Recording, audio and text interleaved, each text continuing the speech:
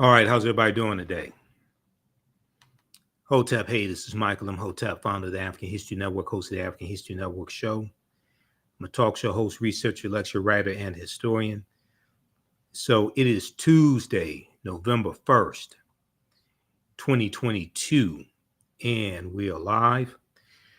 So I wanted to come on and talk about this event in history, the Ocoee Massacre of November 2nd, 1920. And this was probably the worst day of election day violence in this country, probably the most deadliest day of election day violence in this country. And even though there were not as many people involved in this massacre as there was in the January 6, 2021 insurrection, you had about approximately 50 African Americans who were killed. Okay. This took place in Florida, in Ocoee, Florida, November 2nd, 1920. So we're right around the time of the year where this is the 102nd commemoration of the Ocoee Massacre of 1920. And you had white supremacists who were trying to keep African Americans from voting, our political power. They feared our political power. Okay. Also, I'll let you about the online classes that I teach, because as soon as I finish this broadcast, we're going to teach another installment of my online class, From the Civil War to the Civil Rights Movement and Black Power, 1865 to 1968. I teach that on Tuesdays, normally 7 p.m. to 9 p.m. Eastern Standard Time. And then on Wednesdays, I teach Ancient Kemet, the Moors, and the Ma'afa, understanding the transatlantic slave trade, what they didn't teach you in school. So we have information in the thread of this broadcast, so you can register for those classes. So we're going to look at a few different articles here. This one is from the Zen Education Project, November 2nd, 1990, the Ocoee Massacre. Now, here's a picture of Julius July Perry. Julius July Perry. He was a very important African-American man in the community there in Ocoee, Florida. He was one of the ones who was killed. Okay. Now, in response to an attempt by African Americans to exercise their legal and democratic right to vote, at least 50 African Americans were murdered in a brutal massacre in Ocoee, Florida on November 2nd, 1920. On November 2nd, 1920, in what's called the Ocoee Massacre of 1920. Okay, the Ocoee, Florida Massacre, or Ocoee Massacre of 1920. So they go through and give a brief description of what happened. Okay, and this brief description comes from Ocoee on Fire. Ocoee on Fire, the 1920 Election Day Massacre. A quiet Florida citrus town became the scene of a gruesome racial cleansing that purged the entire Black population for over 60 years. Because there was about 500 African Americans approximately that were ran out of town, left homeless. Okay, but behind this massacre. So now it's important to understand also the timing of this, the timing of what happened. Okay, 1920 was 2 years after World War I ended. Okay, ends in 1918. And then in 1919, you have the Red Summer of 1919, where you have you have about 25 major race riots in this country. And African American men, World War I, came back home, and they were saying, we're not going to take the same racism and segregation and things like this we were dealing with before we left. Okay, before we went to the war, they were saying, we want all of our rights now. We want first-class citizenship, all of our rights now. Okay, Now you have a increase. You have an increase in the uh, numbers of Ku Klux Klan members also, and a lot with the movie The Birth of a Nation, which debuted February 8th, 1915. So you had a resurgence of Ku Klux Klan, and that movie showed the Ku Klux Klan as the heroes that saved white America from Negroes, from a Negro rebellion. Okay, this is the reason up here. This article here deals with some history dealing with the War of 1919. This is an article from history.com. History.com is the official website of the History Channel. Red Summer of 1919, how Black World War I vets fought back against mobs. Red Summer 1919, how Black World War I vets fought back against racist mobs. When dozens of brutal race riots erupted across the U.S. in the wake of World War I and the Great Migration. Okay, so the Great Migration basically starts in 1915, and it's 1915 to 1970. And you have about 6 million African Americans migrating from the South up north and out west. All right. When dozens of brutal race riots erupted across the U.S. in the wake of World War I and the Great Migration, Black veterans stepped up to defend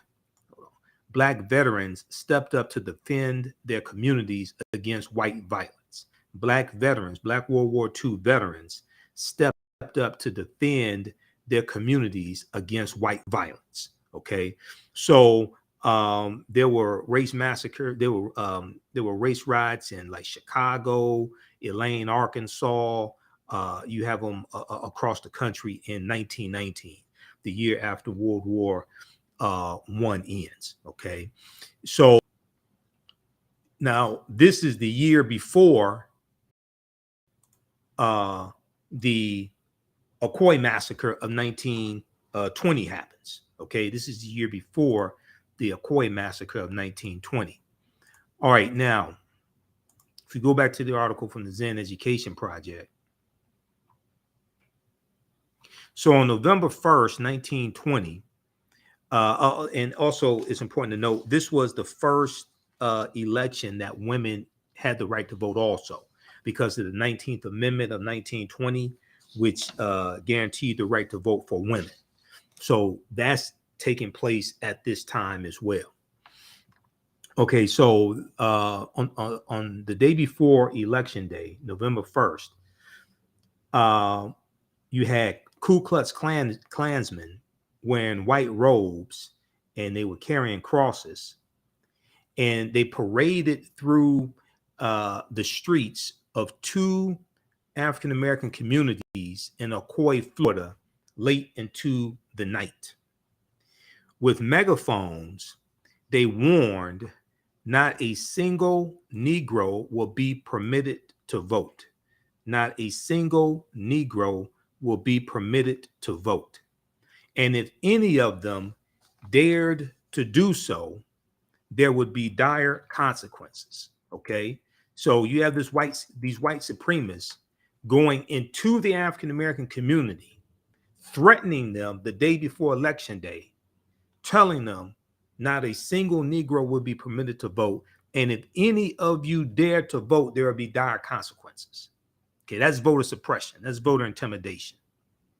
Now, November 2nd, Election Day came, and at least some African Americans did attempt to vote in Orange County, Florida.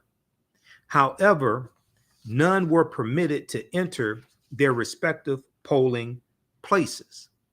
White enforcers camped out around the centers, and poll workers were given instructions to deflect their attempts. Now, right now in Arizona, you have white supremacists out there who are armed, who are there observing people early voting, okay, and taking pictures of people taking pictures of people early voting, things like this, okay. This is reminiscent of what was taking place after, well, one, during Reconstruction, but especially after Reconstruction ends, okay. If we look at this article here from, this is from the Yahoo News, picked up from the Associated Press. Let me go over to this one right here. This is from Yahoo News, picked up from the Associated Press.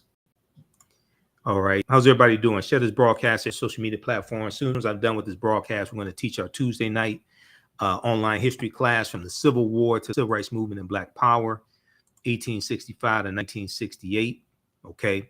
And visit our website, TheAHNHistoryNetwork.com, TheAHNHistoryNetwork.com, because you can register for the class there, as well as our Wednesday night class, Ancient Kemet, the Moors, and the Ma'afa, Understanding the Transatlantic Slave Trade, what they didn't teach you in school. Okay, so now this article is from October 31st, 2022. Feds concerned about armed people at Arizona ballot boxes. Feds concerned about armed people at Arizona ballot boxes. This is an article that Yahoo News picked up from the Associated Press, Monday, October 31st, 2022. So this is, history may not repeat itself, but it definitely rhymes. It definitely rhymes. Reports of people watching ballot boxes in Arizona, sometimes armed or wearing ballistic vests, raised some concerns about voter intimidation. The Department of Justice, or the Justice Department, said on Monday, October 31st, 2022, as it stepped into a lawsuit over the monitoring. The statement from the Department of Justice comes days after a federal judge refused to bar a group from monitoring the outdoor drop boxes in the suburbs of Phoenix, Arizona. Threats, intimidation, and coercion are illegal under the Federal Voting Rights Act, even if those acts don't succeed, the government's attorneys wrote. While lawful poll watching can support transparency, quote, ballot security forces, end quote, present a significant risk of voter intimidation, the court documents state. The court documents go on to say, while the First Amendment protects expressive conduct and peaceable assembly generally, it affords no protection for threats of harm directed at voters, end quote, U.S. government attorneys wrote.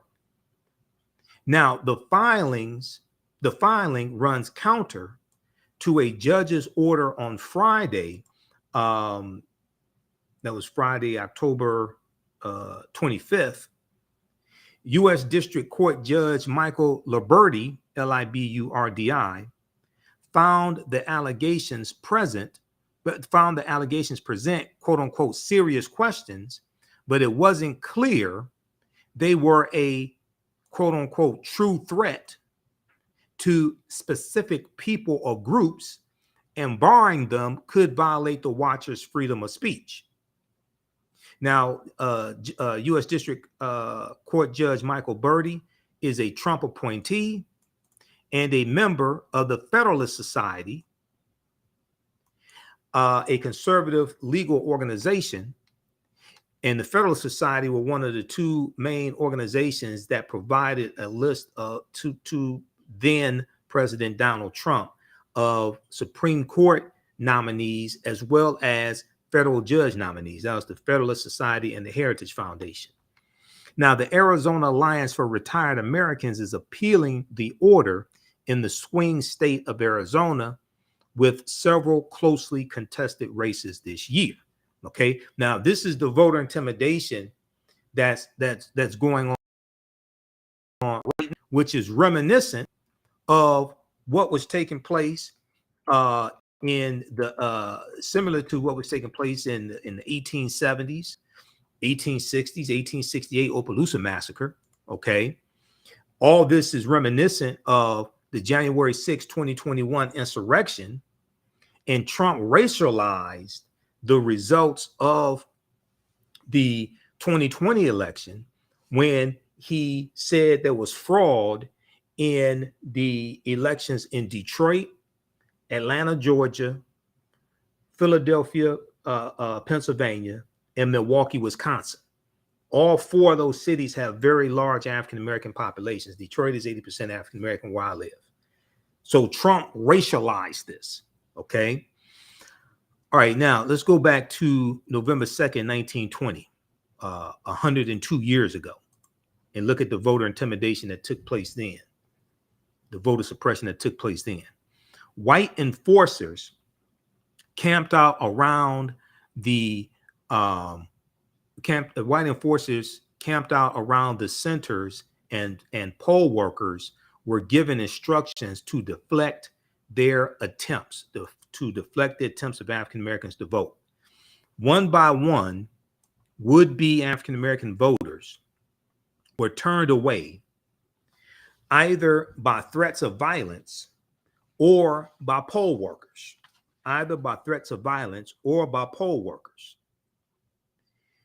who found their names mysteriously absent from the voter registration rolls. Oh, so you mean their names were purged?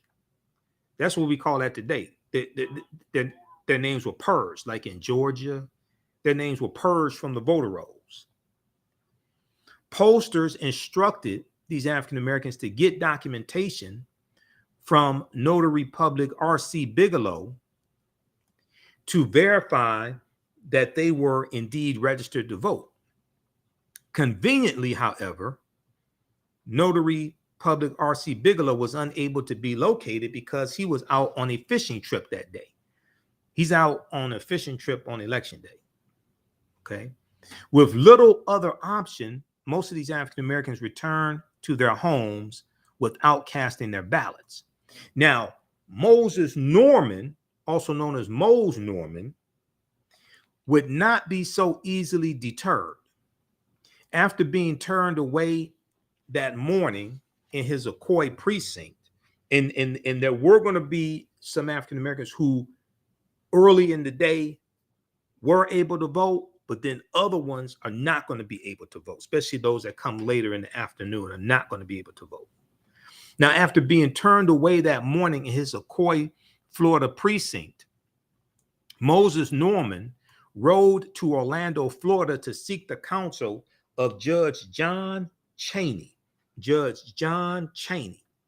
The attorney instructed him to write down the names of any African Americans who were not permitted to vote, and also the names of the poll workers who had denied them their constitutional right based upon the 15th Amendment of the U.S. Constitution.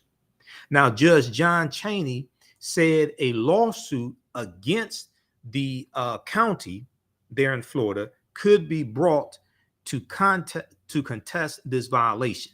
Okay, a lawsuit could be brought to contest this violation. All right, let's see. Give us a thumbs up, give us a heart, give us a like on this broadcast. Now, Mose Norman returned to Ocoee, Florida with these instructions, along with a handful of African American citizens, again seeking to vote, because they understood the power of the vote. And also they had to pay a poll tax as well. They had to pay a poll tax, which meant that was a tax that they had to pay to register to vote. African Americans, because they instituted this in Florida as a means, as an obstacle to the 15th Amendment. All right. Now, also something very important to note, because Florida has a deep, rich history of voter suppression. Okay, Florida has a deep history of voter suppression, and Florida is a former Confederate also. All right, now when we look at, let me see here. Let me pull this up. In 1868, the Florida State Constitution. I want to show you something else because I dealt with some of this on the African History Network show a couple of Sundays ago.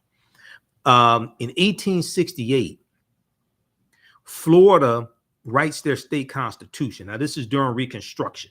Okay, Reconstruction is 1865, 1877. In the class I teach on Tuesday evenings, we deal with the Civil War and the Reconstruction era, things like this, right? This piece here from the Brennan Center for Justice.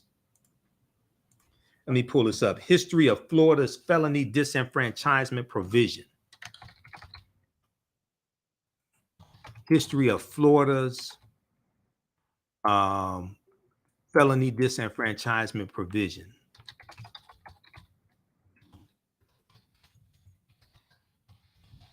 And we know it was in 2018 that Amendment 4 passed in Florida with about 65% of the voters voting for it, 65% approval, Amendment 4, and this restored the right to vote to ex-offenders, okay? But then the Florida State Legislature, controlled by Republicans, they then passed another law that stated that you had to pay all your fees and things like this to try to put another barrier in the way of these ex-offenders being able to vote, okay?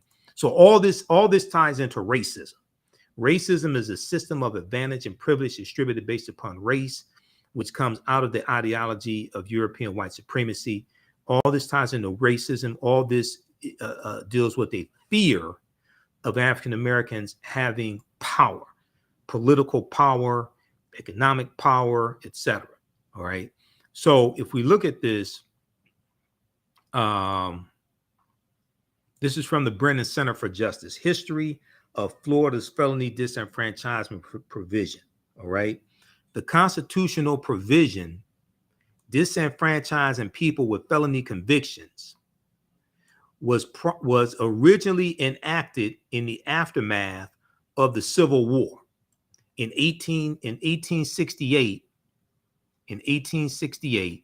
as one of several tools to suppress the votes of newly freed slaves. So I was on the Tammy Mack show on the Fox Soul TV network on Monday, October 3rd. And the topic we were dealing with was, is it time to get over slavery? Is it time for African Americans to get over slavery? And I was on the panel with two Black conservatives who were ignorant of history.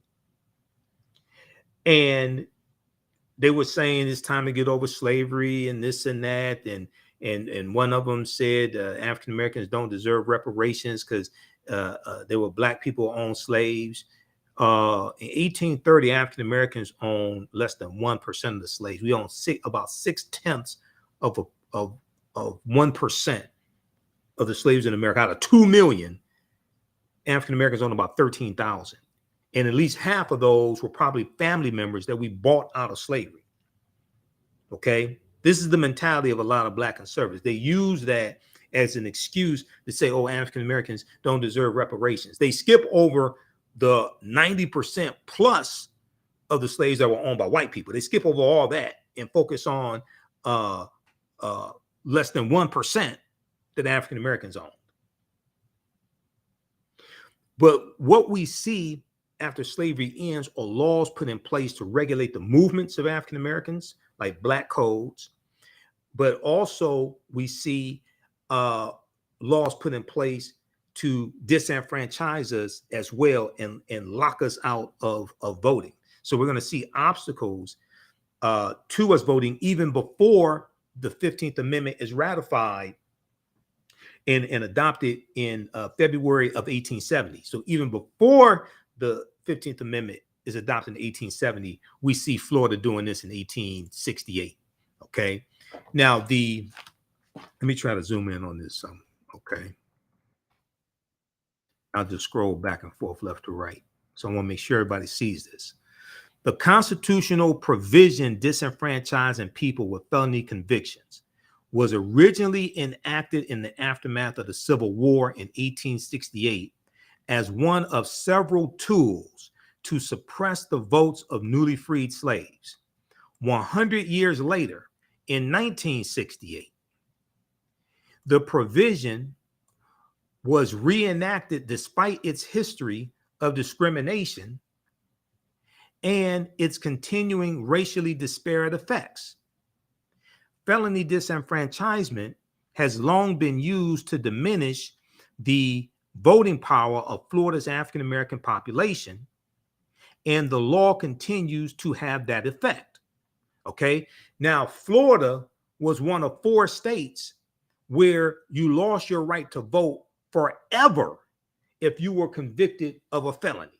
Okay, Florida was one. There were 4 states where you lost your right to vote forever if you were convicted of a felony. Okay, and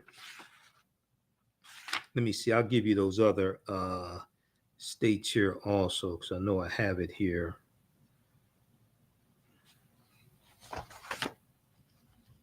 Let me see. I'll find it because I have a bunch of notes on this here. Just a second. Where was that? Oh, Kentucky, Iowa, and Virginia. Kentucky, Iowa, and Virginia. Okay, there's an article from Time Magazine that has. I have a bunch of information on this. Okay, so here's why Florida feared African Americans voting. Okay, pay attention to this.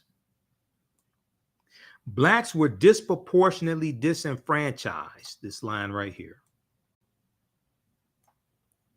Blacks were disproportionately disenfranchised under the new provision of 1868 in the Florida State Constitution because state policies at the time were designed to control newly freed slaves through the criminal justice system. Okay.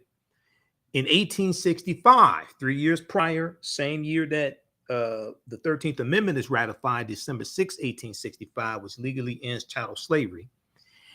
In 1865, the Florida legislature enacted black codes as a way to control black freedmen, the former slaves. This is why we need to stop referring to ourselves as descendants of slaves, because the slaves were freed. Because if you actually study history after slavery ended, they did not keep calling themselves slaves. They referred to themselves as former slaves, ex-slaves, freedmen, black freedmen. This is how you get the Freedmen's Bank or the U.S.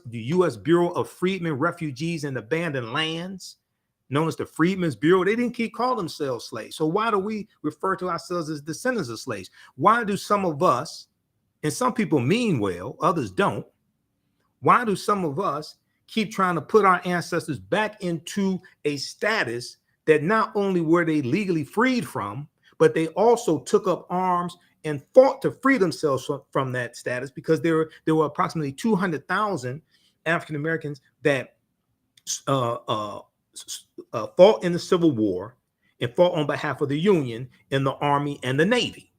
They took up arms to fight for their freedom. So they didn't keep calling themselves slaves after slavery ended. So why do we do that? Maybe it's because we've been taught to have a slave mentality.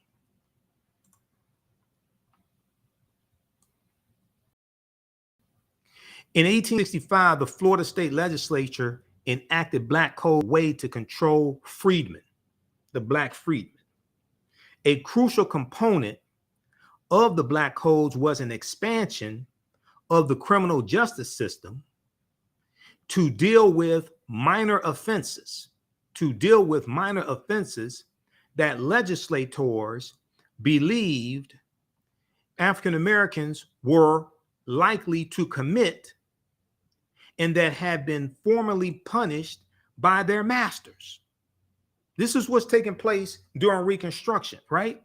So what's going to happen is, in Florida and other other southern states, they're going to expand the number of crimes that get classified as felonies so that you can increase the number of African Americans that you disenfranchise from being able to vote because you prosecute them and convict them of felonies.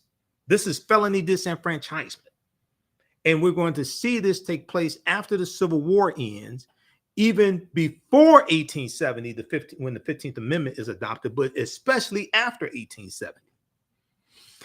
So in Florida, what they're doing is they're targeting minor offenses that the white legislatures believe that African Americans were more likely to commit, and making those felonies, upgrading them from a misdemeanor to a felony. The black codes had their desired effect by the 1870s and 1880s. Estimates show that more than 95% of the convicts in the Florida convict camps were African American.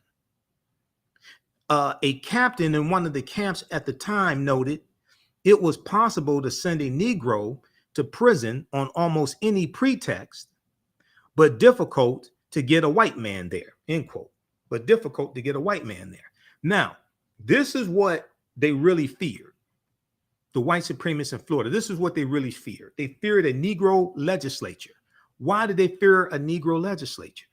Okay, because 48% of the population of the state of Florida in 1868 was African American. As a legacy of slavery, we were almost 50% of the population in Florida, and they feared us voting and dominating in the state legislature. And African Americans now writing laws and voting on laws that white people then have to live by. The same white people that were enslaving African people. Now they feared a Negro legislature, and these Negroes up here passing laws that white men now have to follow. Felony disenfranchisement in the 1868 Florida State Constitution was part of a larger effort to prevent a quote unquote Negro legislature. Post emancipation, after emancipation, and the former slaves were freed, 1865.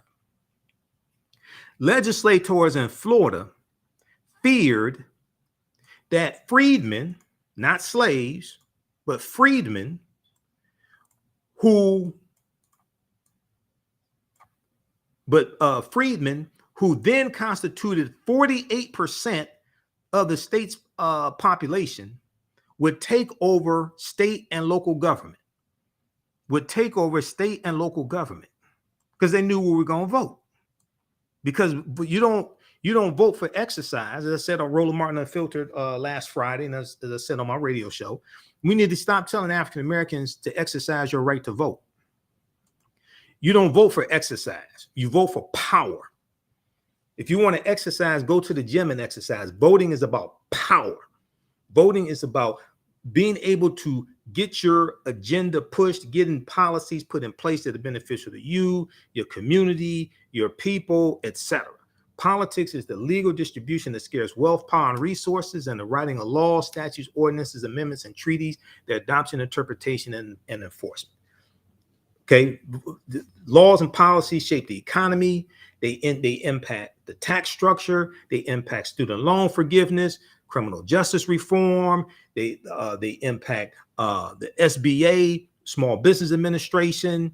They determine which drugs are going to be legal. They determine which drugs are going to be illegal. They determine the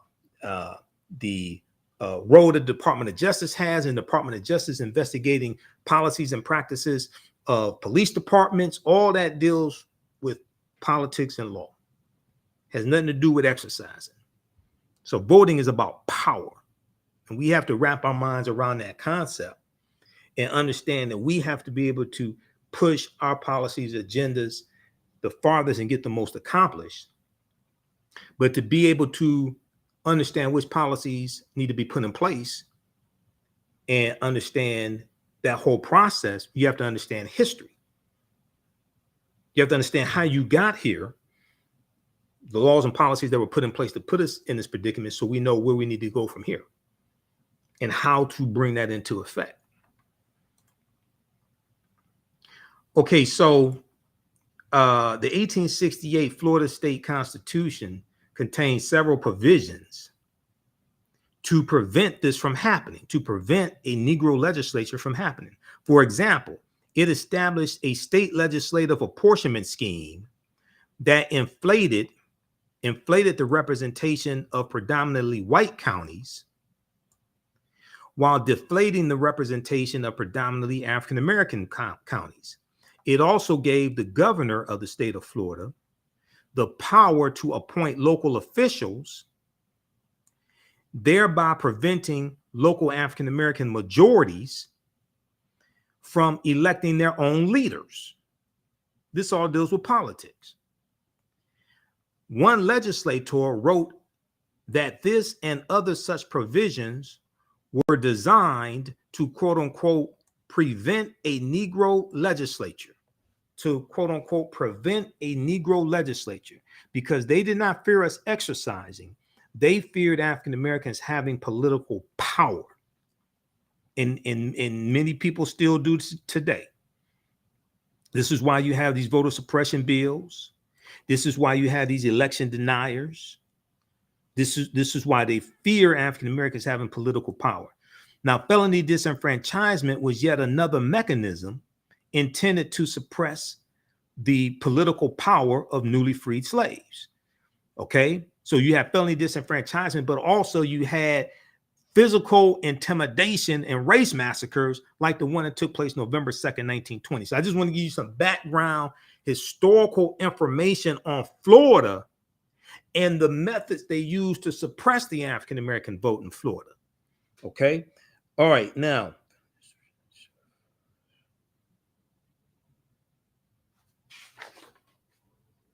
okay, let's continue. Let's go back to the piece here from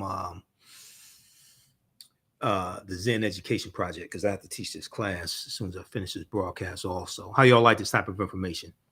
You can register for our Tuesday class that I teach at our online school, from the Civil War to the Civil Rights Movement and Black Power, 1865 to 1968. We'll get deep into this information.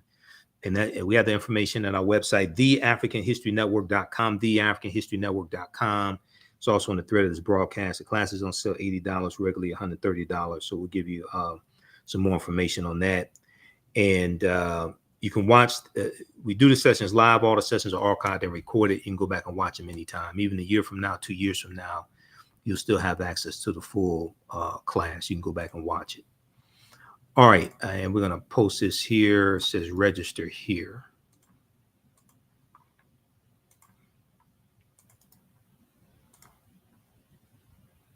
Let me post this here. Okay.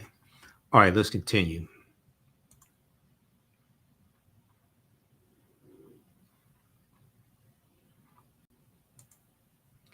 Okay, this is the piece from the Zen Education Project. Let's go back to that. Okay, the response by the, let's see here. Let me back up.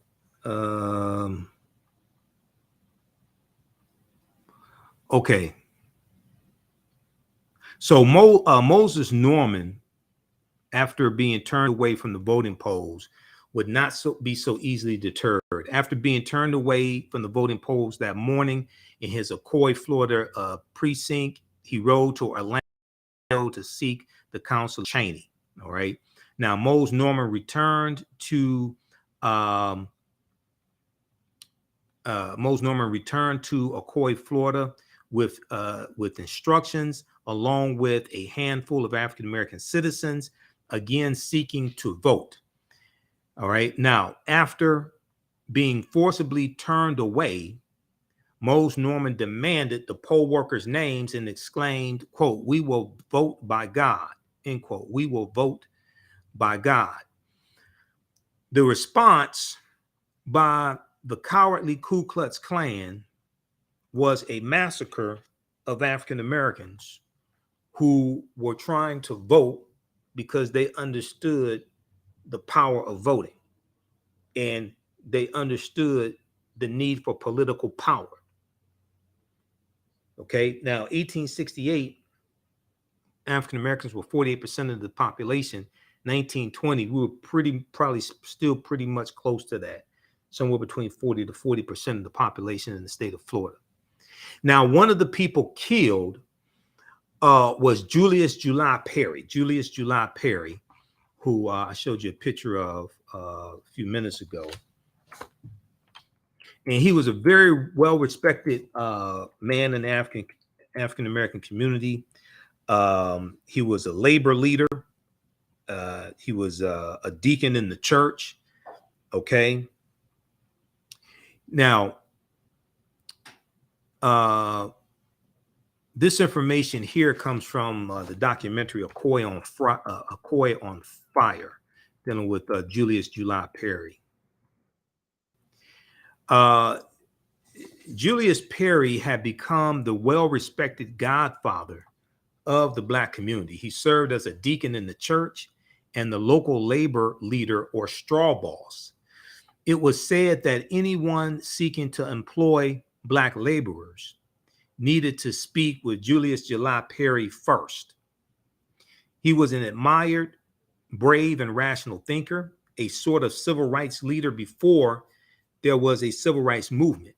He encouraged young African Americans to be educated and stand up for themselves as first-class citizens. He encouraged young African Americans to be educated and stand up for themselves as first-class citizens. Okay, now, Julius Perry's wife, Estelle, his 3 sons, and daughter, Coretha Perry Caldwell, lived on a large estate that included their home and several barns and outbuildings. They regularly opened their doors to anyone in need. If anyone was in trouble, they knew they could find advice and sanctuary in the Perry home. Okay. All right. They have a link here for some more information. And there's a video here you can watch dealing with the Ocoee Massacre also. So check out this article from the Zen Education Project, November 2nd, 1920, the Ocoee Massacre. All right. There's a really good article from the Washington Post dealing with the Ocoee Massacre also that I want to go to.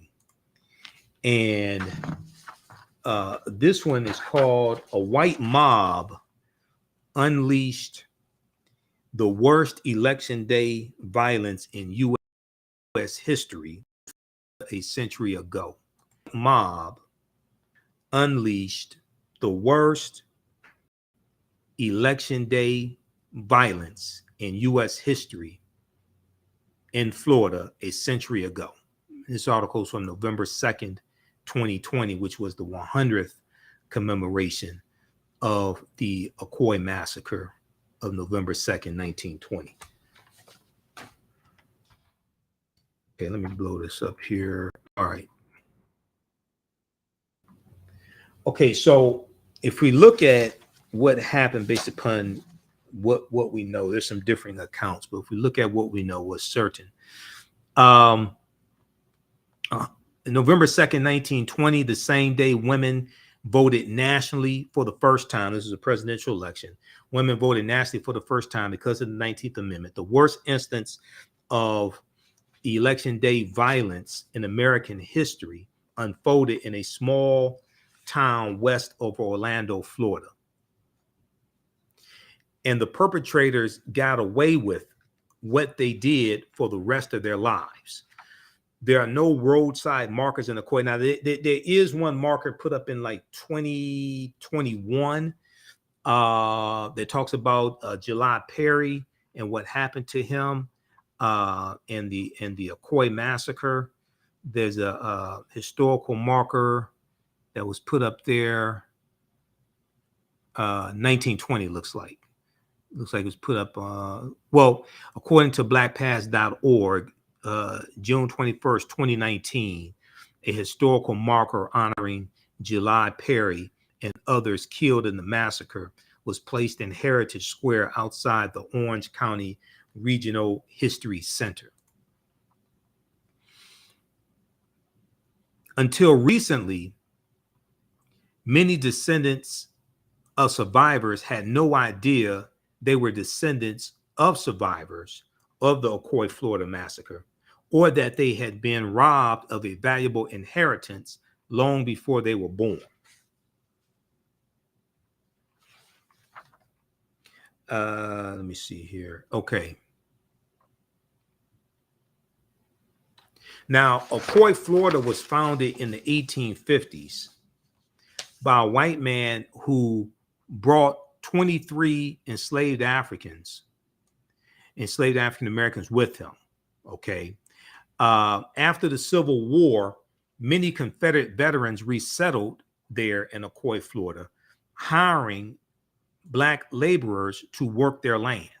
Starting in 1888, many of the laborers were able to purchase the very acres of land over which they had been toiling from their white employers, bringing them wealth and security often denied to African American folks in the Jim Crow South. Now, Florida is still the South and it's still Jim Crow South, but there was still some opportunities that we were, some of us were able to take advantage of in Jim Crow Florida. Florida was also the first state to have poll taxes that was in 1889. Okay, that's in Florida also.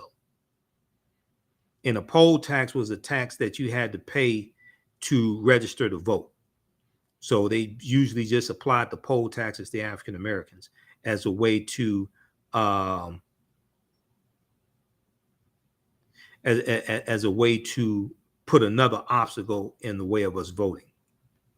Now, though it is not accurate to say Ocoee was integrated, there was not a Blacks only neighborhood across the proverbial railroad tracks, as you might find elsewhere in the South, okay, or like you found in Tulsa, Oklahoma, because the railroad tracks in Tulsa, that's what separated North Tulsa, where African Americans live, from South Tulsa, where white people live. It was interspersed. It wasn't like here's a Black part of town and here's a white part of town. These people were neighbors for 30 years before the massacre happened. Now, after World War I ended in 1918, as we talked about previously here, African American veterans returned home. We saw the same trends happening nationally, take hold in Ocoee, Florida. African American veterans returned home expecting better treatment as they had received in Europe, but white supremacist groups such as the Ku Klux Klan resurfaced to keep that from happening. Racist violence erupted all over the country in what became known as the Red Summer of 1919, as I showed you the article from history.com, the Red Summer of 1919. Now, the term Red Summer comes from James Weldon Johnson. James Weldon Johnson is the same man that wrote the lyrics to Lift Every Voice and Sing Till Earth and Heaven Reigns with the harmony of liberty. Let our rejoicing rise high as the listening skies. Okay, so Lift Every Voice. That's James Weldon Johnson. He wrote the lyrics in about 1899, 1900. And it's his brother Rosamond Johnson wrote the melody. And this becomes years later known as the Black National Anthem. Well, it was James Weldon Johnson that coined the term the Red Summer, because the streets of America were flowing with blood. Okay, now the fight for women's suffrage further fueled these tensions in 1920. Okay, and leading up to 1920, the fight for women's suffrage, the fight for the right to vote for women, that fuels a lot of these tensions. And the 1920 presidential election was the first election where women were guaranteed the right to vote based upon the 19th Amendment to the U.S. Constitution.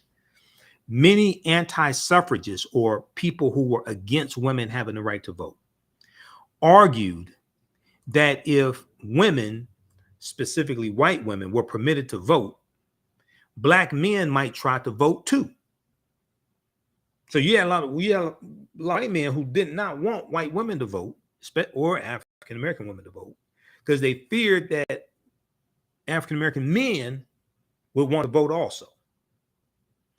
Some suffragists, or those fighting for the right of women to vote, denied this would happen, and some even argued that white women should be allowed to vote so they could act as a bulwark against African American men who might try to exercise their rights to vote also.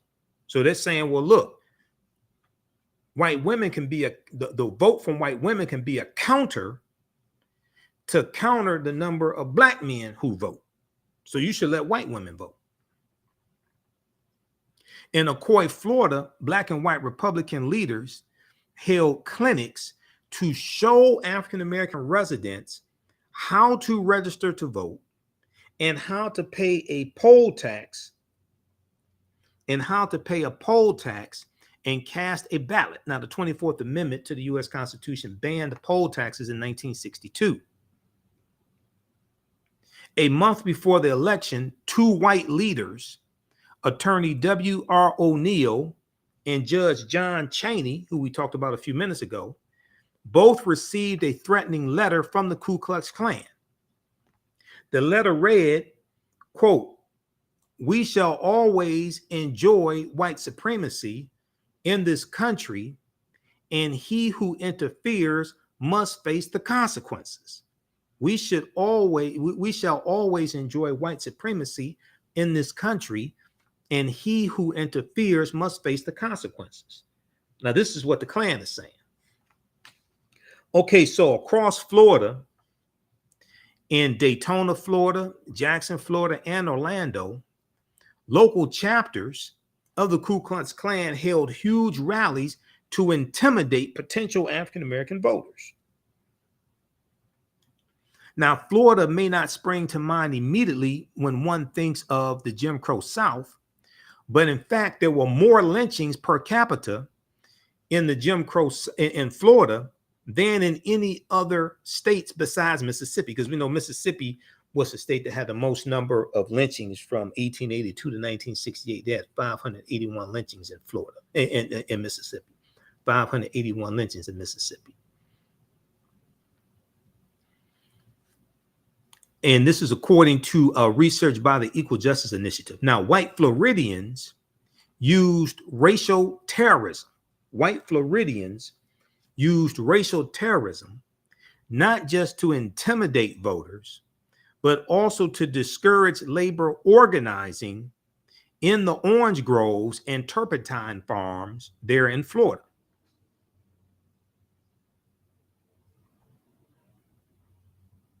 So they have the letter here, the threatening letter also. Okay, so you can check that out. Now, despite the threats, a handful of black residents in Ocoee, Florida, both men and women, showed up to the voter polls on election day. In the morning, they cast their ballots without incident, according to two accounts. But in the late afternoon, a black labor broker named Moses Norman showed up to vote. Election officials told Moses Norman that he had not paid his poll tax. He said he had paid his poll tax, but he was turned away anyway from the voter polls. Now, Moses Norman sought help from Judge John Chaney, the white judge who advised him to try again. And again, Moses Norman was turned away from the voter polls. It is unclear exactly how or why, but that was the spark that lighted a racist inferno that burned black Ocoee, Florida to the ground. By that evening, a white mob had arrived from Orlando, Florida. A rumor spread that Moses Norman was hiding out in the home of Julius July Perry, an African-American landowner and community leader in his early 50s who had been involved in the voter registration drive.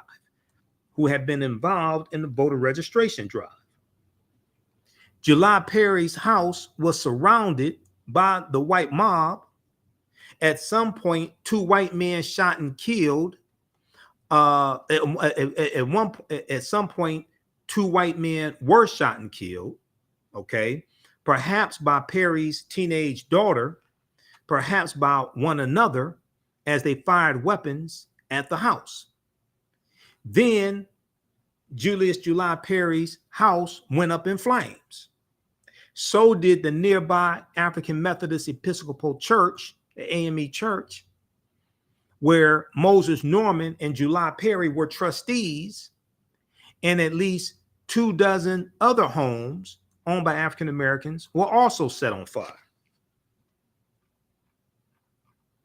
There's a picture of July Perry as well.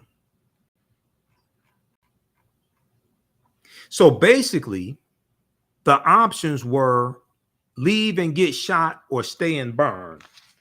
Leave and get shot or stay and burn. And that was said by, let's see, this is Pamela Schwartz, chief curator of the Orange County Regional History Center in Orlando, Florida. Pamela Schwartz, chief curator of the Orange County Regional History Center in Orlando, Florida. Now, it may be never known exactly how many African American residents were killed that night. Newspaper accounts said 6. Witnesses remembered many more, perhaps 30 or even 60. One person claimed 2, and one person claimed 2.5 wagon loads of black bodies were dumped in a trench near the lake. Research is ongoing, but Pamela Schwartz and her team have been able to confirm 4 African Americans were killed. 3 were unidentified burned bodies buried by a funeral home, which probably recorded the deaths only to seek compensation for the caskets. The other was July Perry. Now, the article from the Zen Education Project puts it at least 50 African Americans were murdered. Amazingly, the Perrys made it out of the house alive. Now, July Perry's wife and daughter were taken to a jail in Tampa, Florida. Were taken to the jail in Tampa, Florida. July Perry was shot in the leg, and he was taken to a jail in Orlando, Florida. Now, within hours, a lynch mob pulled Julius July Perry from his cell, and he was brutalized and killed. He was lynched. He was executed. He was killed. His body was left hanging in front of Judge John Chaney's Orlando home. This was the judge that was trying to help him to be able to vote, and other African Americans to be able to vote, because they were voting for power. They understood the power of voting. They weren't voting because they want to exercise. No one was ever held responsible for any of the deadly violence. No one was ever held responsible for any of the deadly violence. Agents of the Bureau of Investigation, which is the precursor to the Federal Bureau of Investigation, the precursor to the FBI, was the Bureau of Investigation. They showed up a few weeks later, but they made it clear that they were not investigating murder, arson, or assault. They were investigating election fraud. They were only investigating election fraud. Now, the leader of the mob of the Ocoee Massacre, the leader later became the mayor of Ocoee, Florida.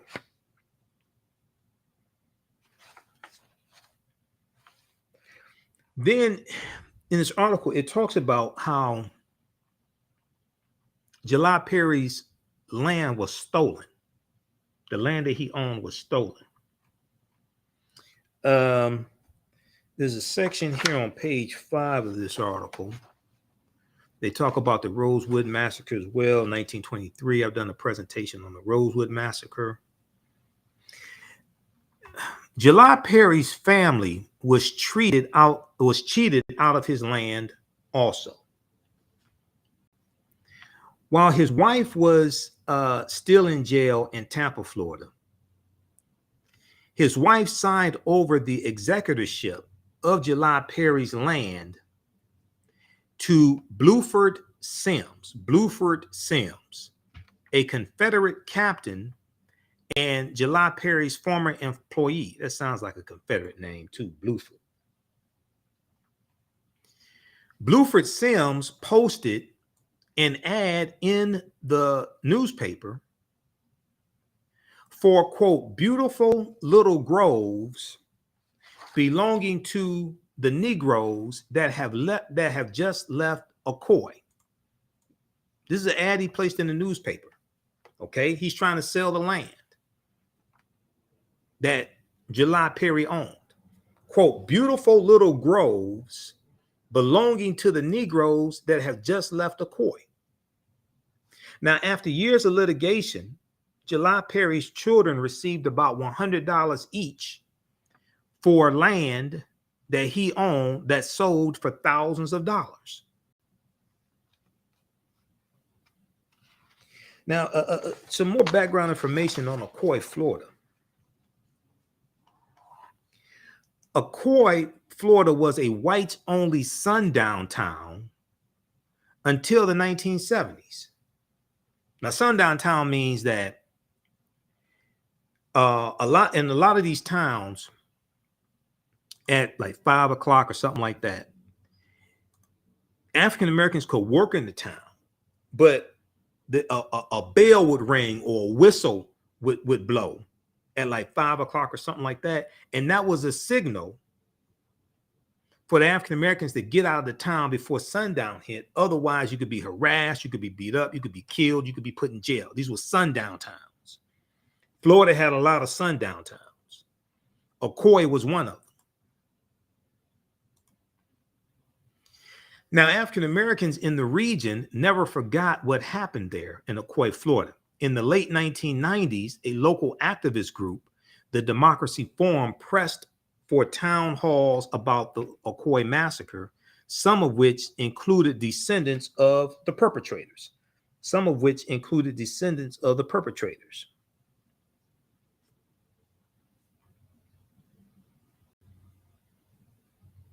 Sometimes the sentiment was, it's better to let sleeping dogs lie, Pamela Schwartz said. 15 years later and 35 miles away, an African-American teenager named Trayvon Martin was shot to death in Sanford, Florida. Sanford, Florida was the same city that Jackie Robinson was ran out of. And we know Trayvon Martin's, sparked a nationwide protest, and the Black Lives Matter movement came out of the protests surrounding the killing of Trayvon Martin. In 2017, members of the Democracy Forum approached the History Center with its archive of the Ocoee massacre. They also asked for a 100th anniversary commemoration in 2020. Now, in 2018, the city of Ocoee, Florida, released a proclamation acknowledging the massacre. A formal apology to the descendants is in the works, and the Florida legislature has passed a law requiring that the Ocoee Election Day massacre be taught in Florida schools. Okay. Now, they should also teach about August 27th, 1960 in Jacksonville, Florida. You all familiar with that? Axe Handle Saturday? Axe Handle Saturday saw about 200 Ku Klux Klan members. They beat civil rights activists who were sitting in at the lunch counters in Jacksonville, Florida. They beat them with axe handles. Okay, that's August 27th, 1960 in Jacksonville, Florida, and that's called Axe Handle Saturday. This article here from the Washington, Axe Handle Saturday. Axe Handle Saturday, the Klan's vicious attack on black protesters in Florida 60 years ago. This is an article, August 27, 2020, by Sidney Trent. This is one of the civil rights workers who was beaten. Okay. This caption says a Jacksonville, Florida police officer stands with Charles Griffin after he was attacked. Stands with Charles Griffin after he was attacked on August 27th, 1960, during the lunch counter protest by civil rights activists in Florida. This picture is courtesy of the Florida Historical Society. Okay, so read about Axe Handle Saturday.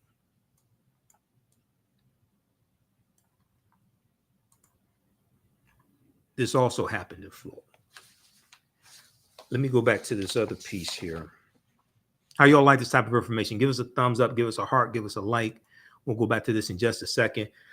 If you like this type of information, you can register for the online history classes that I teach on Tuesdays and Wednesdays. As soon as I finish this broadcast, we're going to do our Tuesday, November 1st class. But I'm preparing. I have to do a presentation for the Midwest Decarbonization Environmental Summit on Wednesday. I'm speaking there Wednesday and Friday. It's a virtual summit. We have the information on our fan page. You can register for that, and we'll put it on our website also.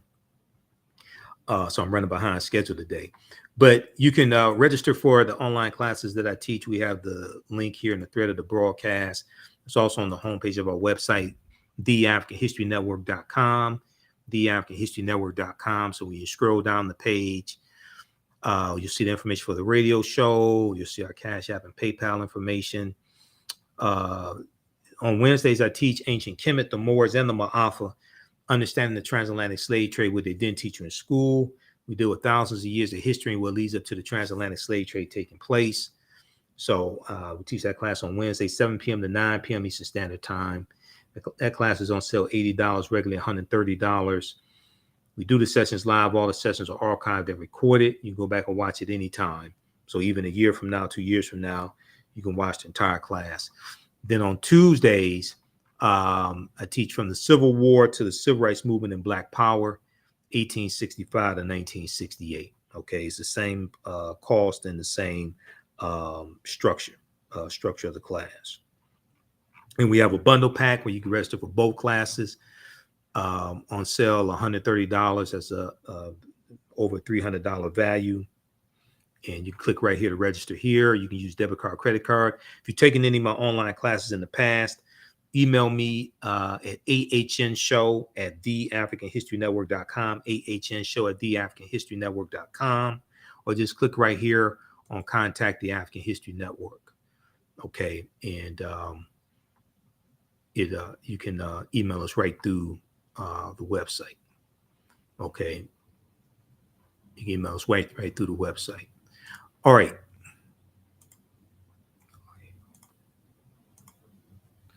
Let's continue here.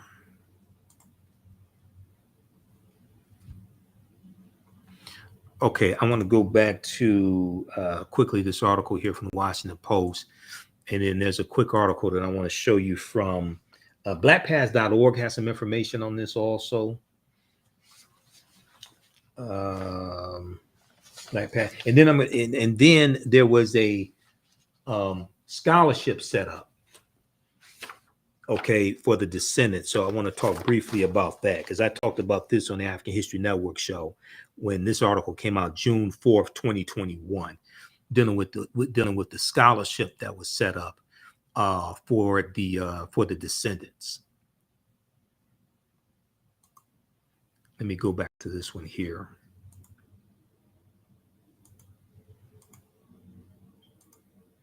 Okay, the article from the Washington Post, a white mob unleashed the worst election day violence in U.S. history. A white mob unleashed the worst election day violence in U.S. history in Florida a century ago. If we go back to that article, the last page 6 of the article, It says the property where the AME church used to be that was burned down is now a Mexican restaurant.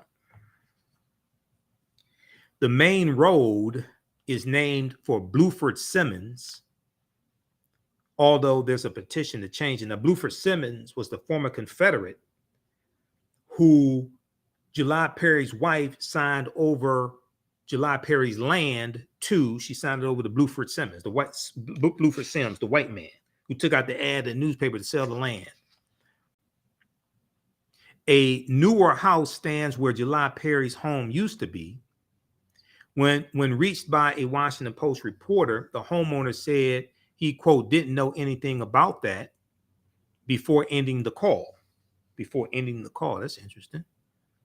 I would want to know more. Really? There was a massacre here? And African Americans were ran out, and at least 50 were killed, and 500 had to flee? I want to know more about that.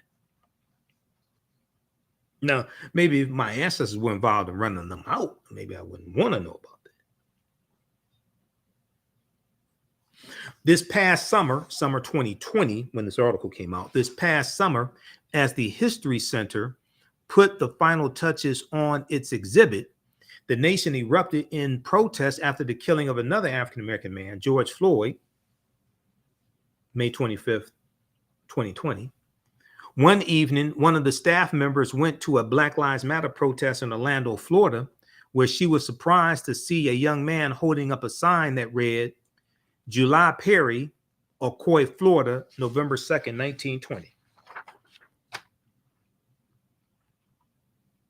Jennifer Jenkins and Samantha Schmidt also contributed to this report. Read this article here from Washington Post. A white mob unleashed the worst election day violence in U.S. history in Florida a century ago, by Jillian Burkell, November 2nd, 2020. They were not afraid of us exercising.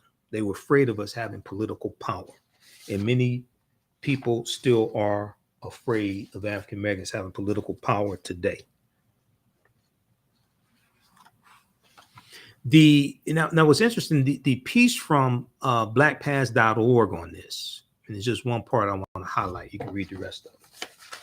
And we deal with a lot of information like this in the online classes that I teach.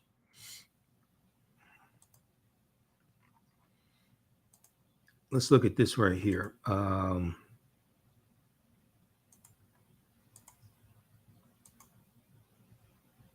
Okay, the Ocoee Massacre, 1920. Here's a picture of July Perry. But I want to look at something here. Now, Walter White of the NAACP investigated the massacre, and he passed for white. Okay, he passed as a Caucasian during the visit. He could pass for white. That's how light-skinned he was. He reported that some locals were, quote unquote, still giddy with victory. Some locals were still giddy with victory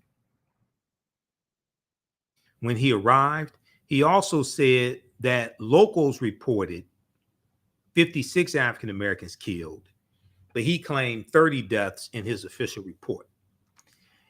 In 1921, the NAACP and other civil rights organizations called on the House Election Committee of the U.S. Congress to investigate the massacre and Black voter suppression in Florida, but the U.S. House of Representatives failed to act. This is what the NAACP was doing in 1921.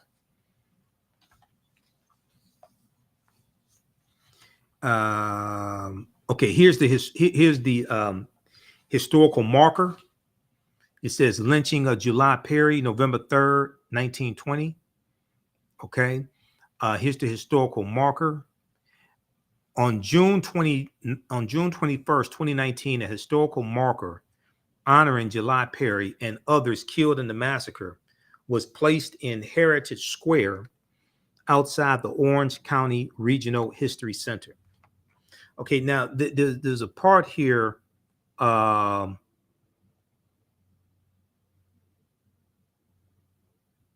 This part right here.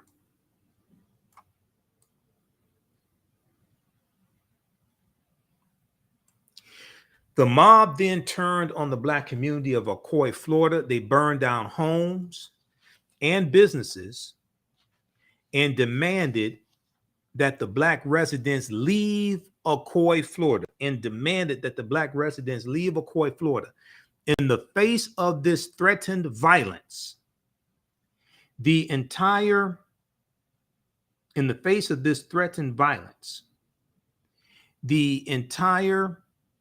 African-American population fled the town. Some African-Americans speculated that the rioting may have been planned so that some whites could seize the property of the wealthiest Blacks in the town.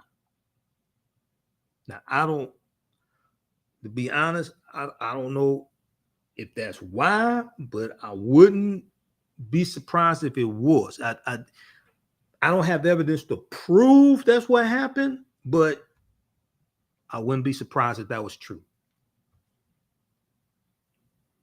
Some African Americans speculated that the rioting may have been planned so that some whites could seize the property of the wealthiest Blacks in town, especially if those African Americans like actually live there in Ocoee, Florida, or if they have like firsthand accounts of some who were survivors, and this is what they're saying. I'll take that word for that, because they know better than they were there, right? And they know the white people they were dealing with. They were there. So if that's what they thought, I would go with that. Okay, so you can read this full article here. The Ocoee Massacre, 1920. All right, now there was a let me see, Vice.com has an article on this that I read.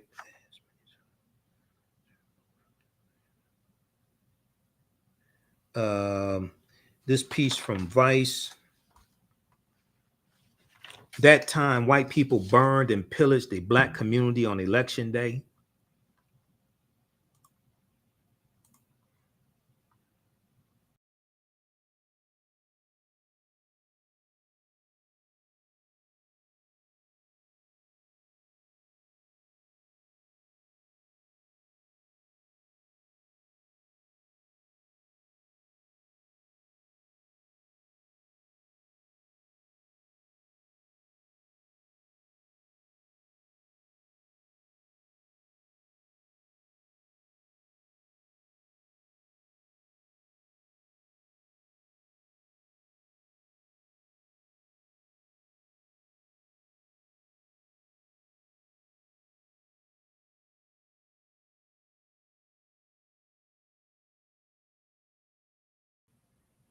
Okay, all right, we're back.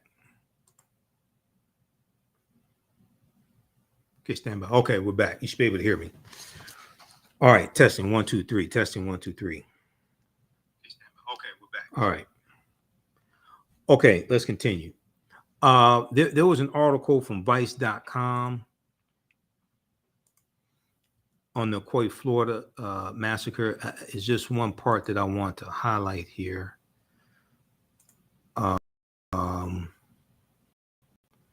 Where is that one? This one right here.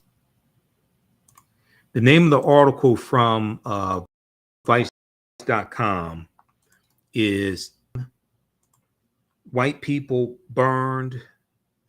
Let me see. That time, white people burned and pillaged a Black community on Election Day.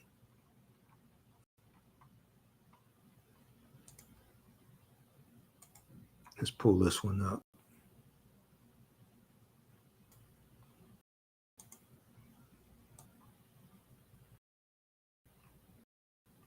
This is from Vice. That time, white people burned and pillaged a Black community on Election Day. The 1920 massacre in Ocoee, Florida involved white lynchings, castrating, and removing hundreds of Blacks from their land in retaliation for them trying to exercise their right to vote. But they didn't fear us exercising. They feared us having political power. And this is why now we were voting, right? In spite of the felony disenfranchisement law written into the Florida State Constitution in 1868 to prevent a Negro legislature. Okay, we were voting despite all of that. All right, now there's a, let me see, which article is this here?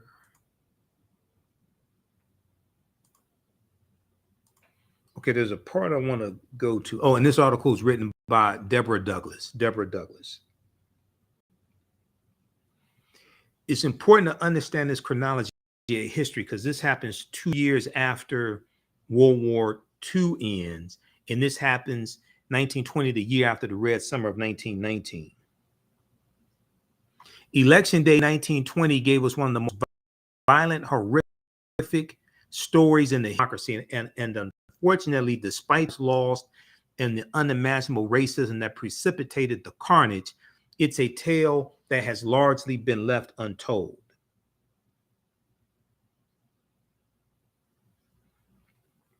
So we saw the presidential election between Warren G. Harding and James M. Cox. Warren G. Harding won the presidential election. The events began when a white lynch mob hanging one black man, and it culminated with an even larger mob terrorizing and torching the homes of an entire community of African Americans. In the end, some historians estimate that as many as 500 African Americans were forced from their homes. These people ran for their lives after being given the ultimatum, die or flee.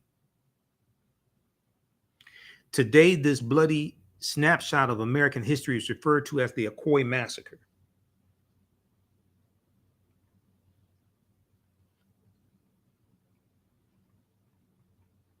I want to go to this part right here and go down a little bit.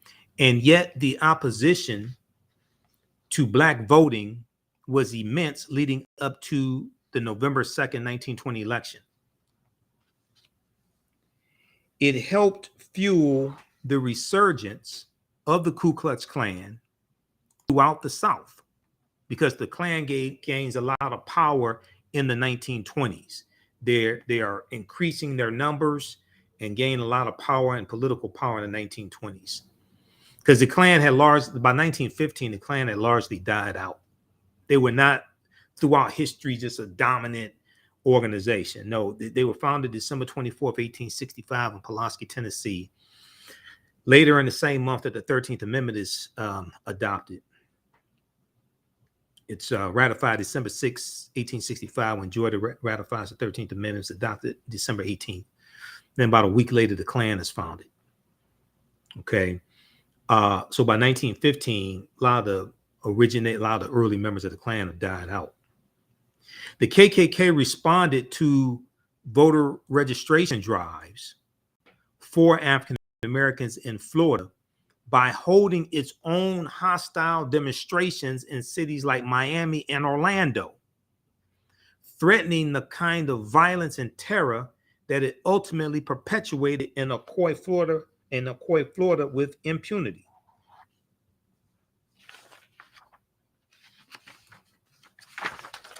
Okay, I want to skip to page. Page 2.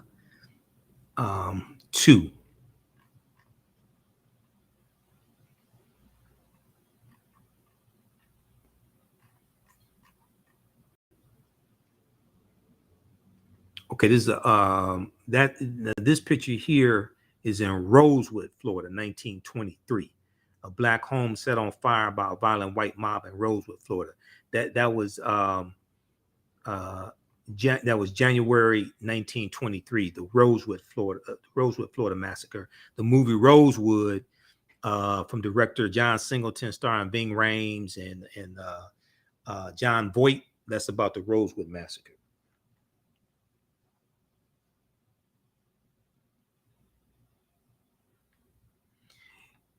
I want to go, let me see.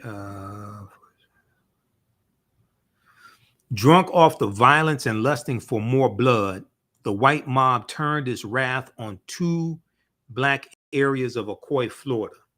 The mob set fire to rows of Black-owned homes, Black churches, and Black schoolhouses. The African Americans in the community tried to fight back using firearms in shootouts, but the white mob prevailed and went about torturing anyone who remained. One African American man named James Langmead, Langmead, refused to leave. For his valiance, according to Fusel's account, he was castrated.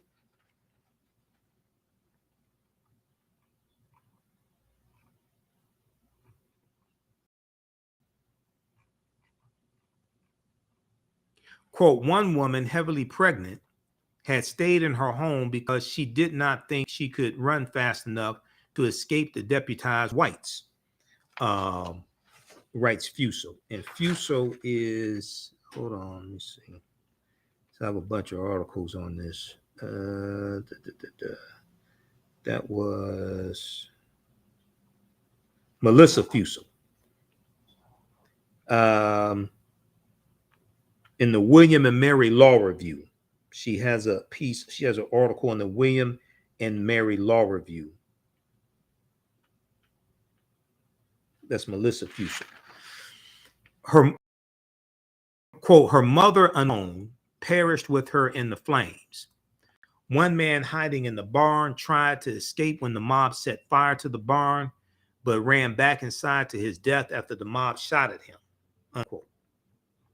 Now, as many as 50 African Americans were removed from their land. As many as 50 African Americans were removed from their land after the violent riot or massacre. The Ku Klux Klan set an embargo around the town of Ocoee, Florida, to ensure that none of them could come back to their homes.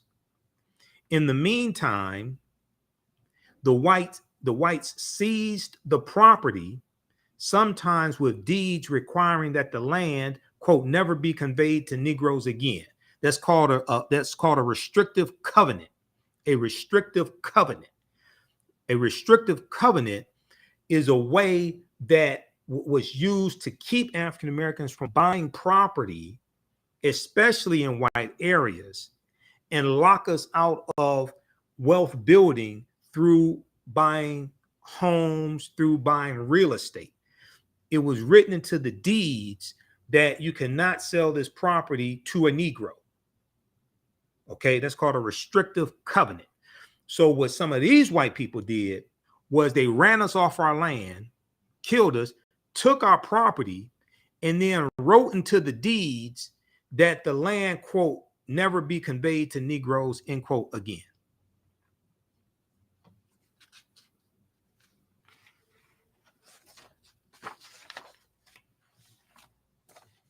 They didn't fear us exercising. They feared us having political power. This is why you have to understand history and law, because history and law and politics, all that intersects. Politics is the legal distribution of scarce wealth, power, and resources, and the writing of laws, statutes, ordinances, amendments, and treaties, their adoption, interpretation, and enforcement. Okay, all this is connected. Now, there was last article. How's everybody doing? Give us a thumbs up, give us a heart, give us a like on this broadcast. Be sure to register for our online class, because I'm going to teach one. As soon as I finish, we're going to do our Tuesday class. I'm running late, but we're going to do an hour of our Tuesday class from the Civil War to the Civil Rights Movement and Black Power, 1865 to 1968. And then on Wednesdays, 7 p.m. to 9 p.m. Eastern Standard Time, Wednesdays, I teach Ancient Kemet, the Moors, and the Ma'afa, understanding the transatlantic slave trade, what they didn't teach you in school. Okay, there was a article from June 4th, 2021 from MiamiNewTimes.com, and I talked about this on the African History Network show when this story came out. So that was June 2021.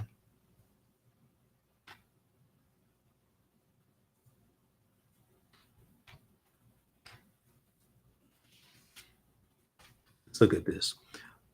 Florida approved scholarship fund as reparations for 1920 massacre. Let me pull this article up just a second. I'm going to post the information here. You can register for the help support the African History Network. Helps us keep doing the research, stay in the air, keep broadcasting. Okay. Also, you can support us through Cash App and PayPal, $ TheAHNShow through Cash App, through PayPal, paypal.me/TheAHNShow. This helps us keep doing the research. Also, November 8th, Tuesday, November 8th, I will be in Washington, D.C. and on the 6-hour broadcast, actually, it's going to be 7 hours. The 7-hour election. What the hell is this doing? So I can hear it. Let me refresh the screen.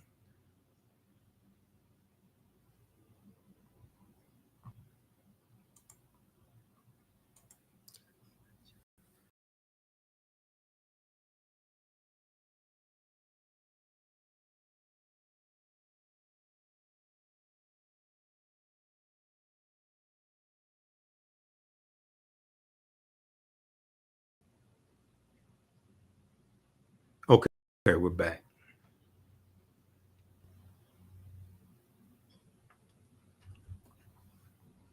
Okay, so I'm going to go to this last article here in just a minute. Tuesday, November 8th, I will be in Washington, D.C. I will be one of the panelists, one of the political commentators, political analysts on Roland Martin Unfiltered, a special 6-hour broadcast, Election Day broadcast for Roland Martin Unfiltered. You know, I'm a panelist every Friday on Roland Martin Unfiltered.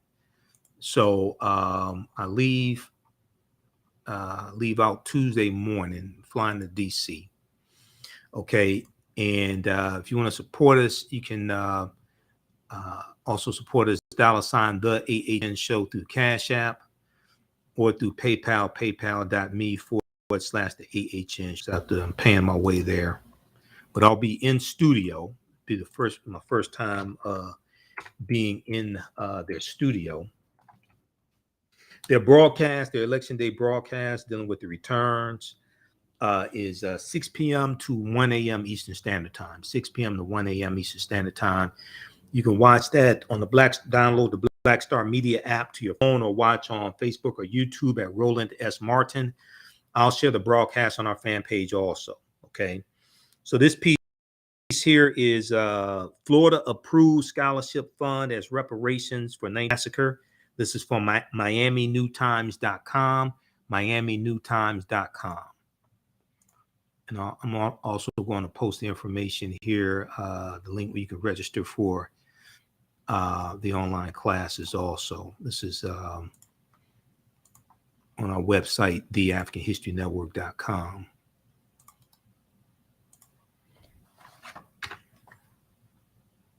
So very briefly here, this is one good thing that no good Ron DeSantis did do. Even a broken clock is right twice a day. You still don't want to use that clock to tell time by.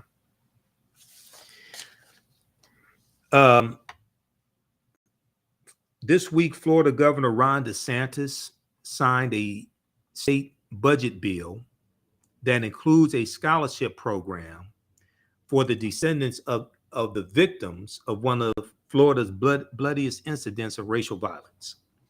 The scholarship is a rare instance of reparations for wrongs committed against African Americans in the U.S.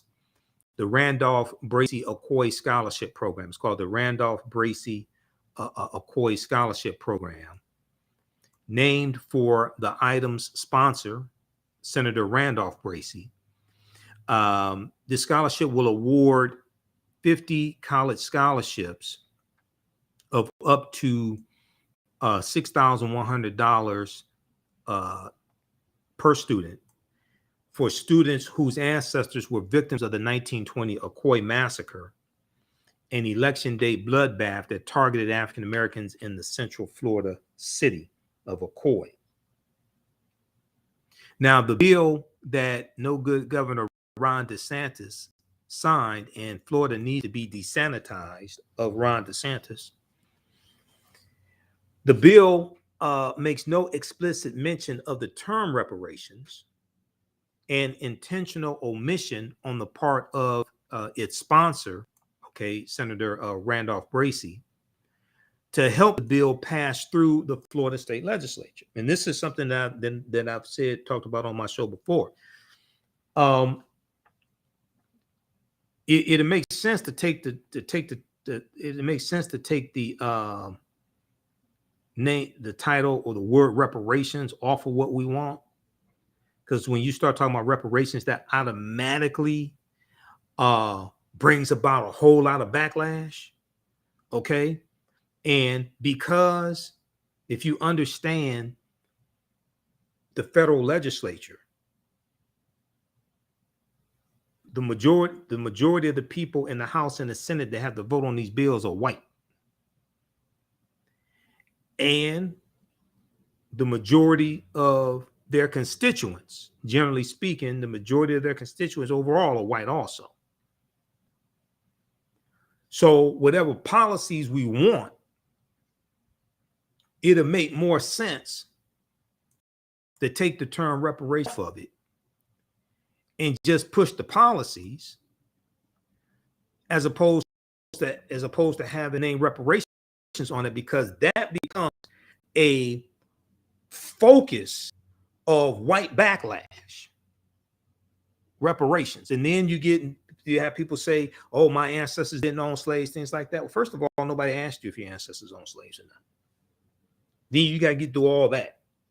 Just deal with the laws and policies put in place that have now distributed wealth, power, and resources, and deal with the policies that need to be put in place and how it's good for America in general, and take the name reparations off of it. When you study the history of slavery in this country, there was a reason why most African slaves who ran away at nighttime and not in the daytime. Because if they ran away at daytime, it'd be much easier to see what they were doing, and it'd be much easier to catch them.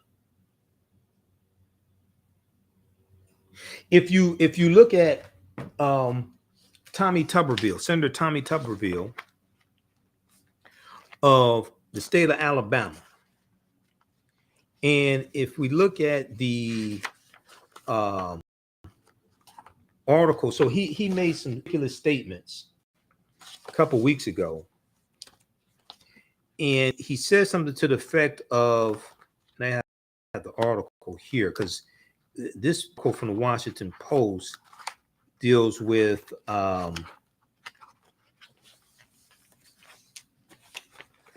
it deals with how the GOP, how Republicans are using a lot of coded language, and these are all, I do a lot of research. These are all like recent articles. Okay, this stack here deals with midterm elections. Like this stuff right here. Why Republicans are focusing so much on crime and inflation. This is from the October 17th, 2022. See, this stack here deals with midterm elections. Hold on, there was this piece.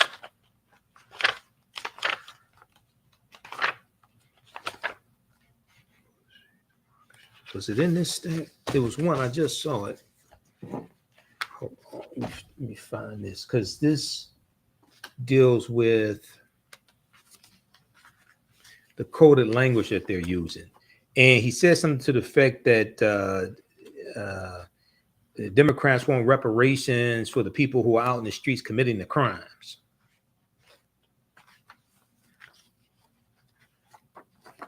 Where's that article? That's not, I think it's in this one here. Is it in this one? I just saw it. Racist GOP appeals heat up in final weeks. Yeah, this here, because I was dealing with Louisiana. Louisiana wants to change who gets counted as black to lock more African Americans out of voting. This deals with the redrawing of the congressional districts. Okay, so this article right here. Let me pull this up from Washington Post. And this is from October 15th, 2022.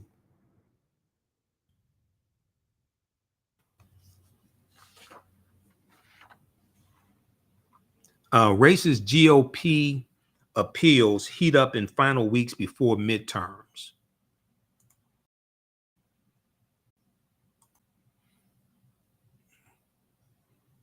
Let's pull this up. All right, Robert Harris. Okay, thanks for the support through Cash App. Really appreciate that. Definitely need that.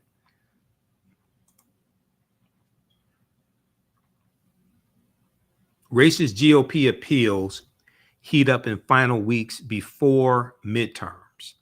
The toxic remarks appear to be receiving less pushback from Republicans than in past years, because it's the white nationalist party, and they've been co-opted by Donald Trump and the election deniers and the coup plotters and the QAnon conspiracy theorists. This is from October 15th, 2022 by Liz Goodwin. Now, this is dumbass Senator Tommy Tuberville. Used to be a college football coach.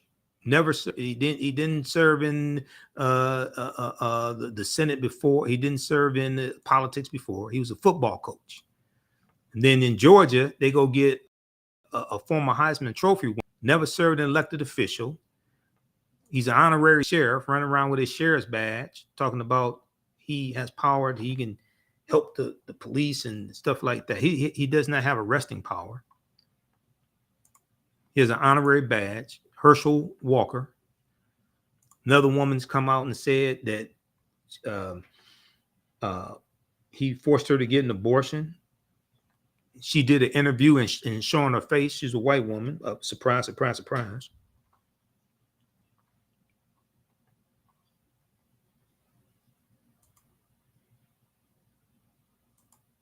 Okay, where is this one? Hold on, where'd it go?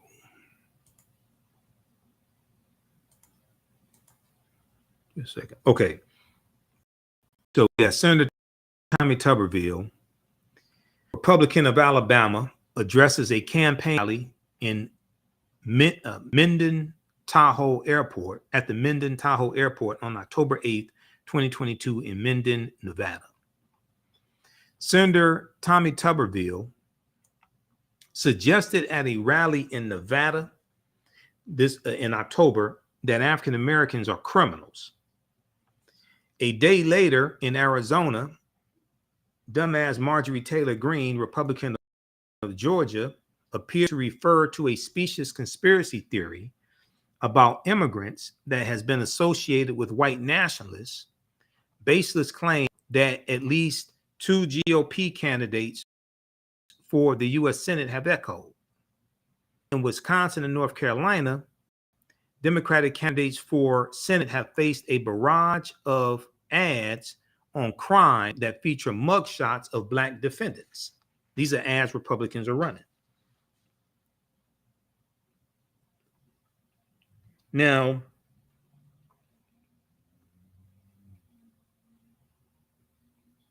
as the campaign heats up in the final weeks before November's midterm elections, November 8th, midterm elections, so have overt appeals to racial animus and resentment. And the toxic remarks appear to be receiving less pushback from Republicans than in past years.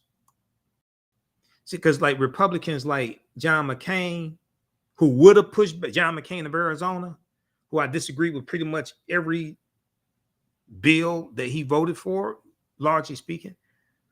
John McCain would have pushed back on something like that. He's dead. He's not in the Senate anymore. He's dead. John McCain would have pushed back on something like this. And the toxic remarks appear to be receiving less pushback from spineless Republicans like punk-ass Lindsey Graham out of South Carolina than in past years, suggesting that some candidates in the first post-Trump election cycle have been influenced by the former trader-in-chief's norm-breaking example.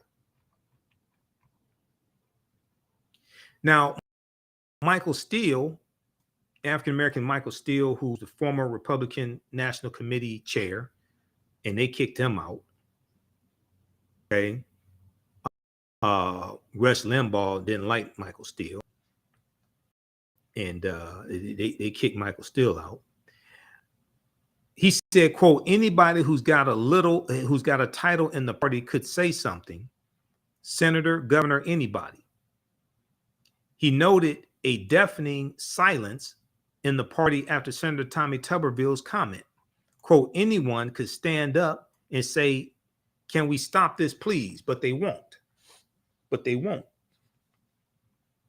At the Nevada rally that was staged by Donald Trump in the town of Minden, okay, on Saturday, October, that would have been October 15th, Saturday, October 15th.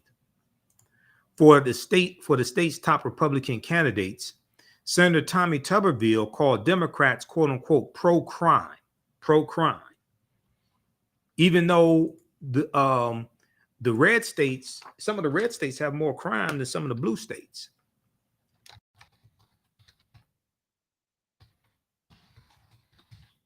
I'm going to pull up some information on that here just a second.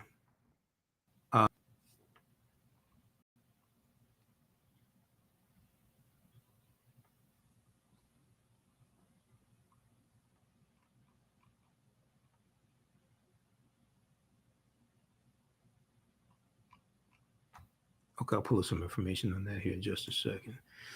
Then I have to teach this class too. I'm going to do an hour of the class today. Quote, they want crime, he continued. They want crime because they want to take over what you got. They want crime because they want to take over what you got. They want to control what you have. They want reparations because they think the people that do the crime are owed that. Now, this is what Senator Tommy Tuberville of Alabama, Republican, said on the campaign trail. October 15th, he said it's in Nevada, October 15th, 2022. He said the Democrats want crime. They want crime because they want to take over what you got. They want to control what you have. They want reparations because they think the people that do the crime are owed that. Just so people understand, no Republicans in the House or the Senate support reparations, not even the black ones.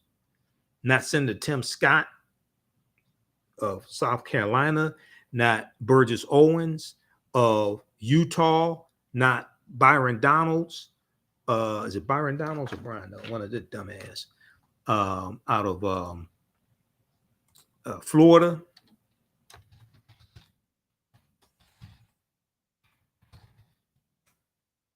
Brian Donalds, that idiot.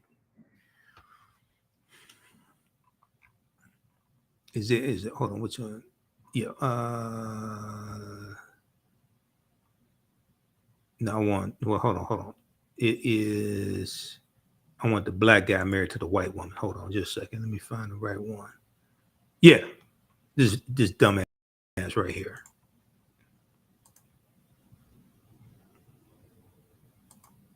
Go research this guy. Roland interviewed him on Roland Martin Unfiltered.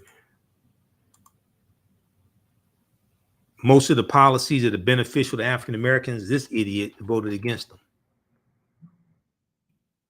Then I went to his Twitter page, saw he's married a white woman, and because when I saw him on Roland Martin Unfiltered, I'm listening to him. He voted against the American Rescue Plan. He voted against the George Floyd Justice and Policing Act. He voted against the John Lewis Voting Rights Act.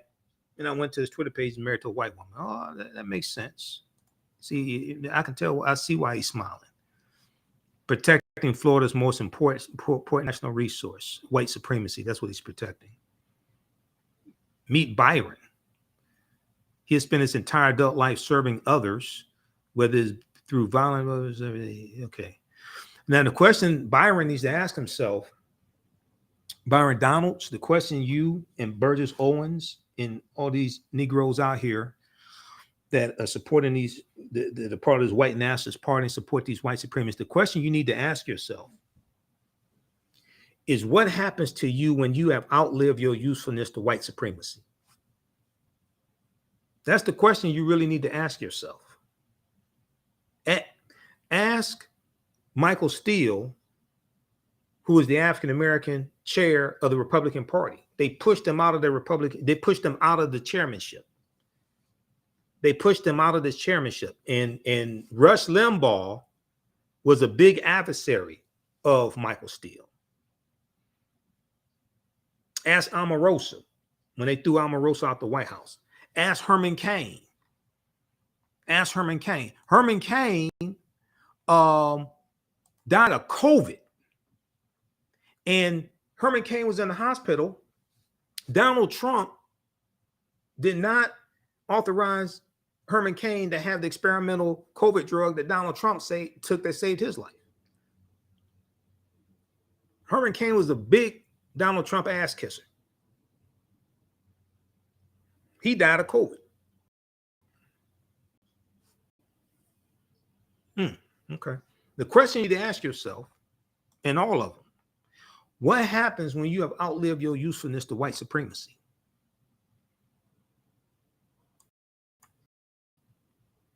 So this is what Tommy Tuberville said, attacking reparations and associating African Americans with crime. Now, a debate over whether to provide reparations or compensation to the descendants of people formerly enslaved in the United States, has existed in the country for decades. By invoking it, Senator Tommy Tuberville appeared to link African Americans to crime in a battleground state where Republicans are fighting to gain one Senate seat, and with it potentially the majority in the Senate, so they can stop President Biden's federal nominations to the federal bench. Okay, he's gotten like about 84 of his nominations to the federal bench. Federal judges confirm. They can stop his nomination. They can block his nominations to the U.S. Supreme Court. You won't be able to get bills passed in the Senate. It's going to be very hard because the Senate majority leader controls which bills come to the Senate floor for debate or for a vote. And if Mitch McConnell is Senate majority leader, he's going to shut down all this stuff, like he did when Republicans took control of the Senate in 2014. And for all the people who think, oh, Republicans are going to do a better job, yeah, that's right. See, Herman Cain was at the I talked about this when it happened. Herman Cain, there was a big Trump rally. It's a super spreader Trump rally. Herman Cain was there with a bunch of black Trump supporters, and they weren't wearing masks. Most of the people at that Trump rally, it was an indoor Trump rally, most of them weren't wearing masks. We don't know for certain that he got COVID from that super spreader event, but it's most likely that he did. We don't know what percent certainty got COVID from there, but it was shortly after that event that he came down with COVID. And he took a picture, and he had the picture on his Twitter page. I think it was Twitter, maybe also Facebook, but he had it on his Twitter page, taking pictures with the other African Americans there with their Trump hats on, all this stuff, not wearing masks. And he had information on his Twitter page mocking wearing masks. And he caught COVID and died from COVID. What happens when you have outlived your usefulness to white supremacy? And then when they had the Republican National Convention, it happened after he died. They didn't even mention his name. This was during the 2020 presidential election. They had the Republican National Convention. They televised it. Okay. It was on mainstream TV. They televised it. They didn't even mention his name. You know, like at the Grammys, they have like a section at a segment of the Grammys, like the entertainers and the music stars that they lost this year. Okay, and they play the music, and on the big screen they show their name and things like that, and their birth date and the date they died, and they have the scroll and they show the different one. They didn't do that for Herman.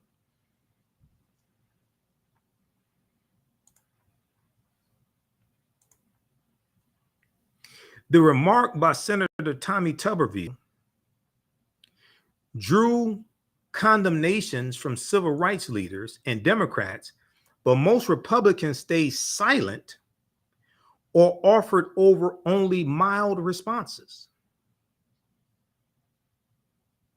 Representative Don Bacon, Republican from Nebraska, said, "I'm not going to say he's being racist."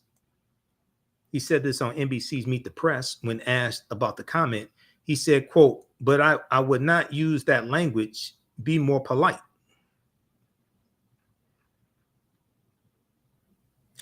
A spokesman for Senator Tommy Tuberville used to be a football coach. And just because he's a football coach doesn't mean he should be a U.S. senator. Just because he's a great football coach, does that mean he should fly a plane? It's like the analogy that President Obama just made about Herschel Walker is a good analogy. If you're going through an airport and you saw Herschel Walker, say, "Hey, that's Heisman Trophy winner Herschel Walker. Let's get him to fly the plane."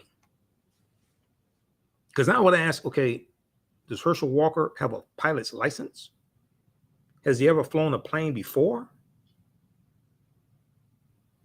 I mean, sure, Herschel Walker may say, "Hey, I've never crashed a plane before." Well, you've never flown a plane before either, you dumbass. The racial invective, back to the Washington Post article, the racial invective has come at a time when Democrats are dealing with their own scandal in Los Angeles, where Democratic city council members and a labor leader were recorded making racist statements. Two of them resigned this week after Democrats, including President Biden, called on them to do so. Karine Jean-Pierre, White House press secretary, said, "Here's the difference between Democrats and MAGA Republicans. When a Democrat says something racist or anti-Semitic, we hold Democrats accountable.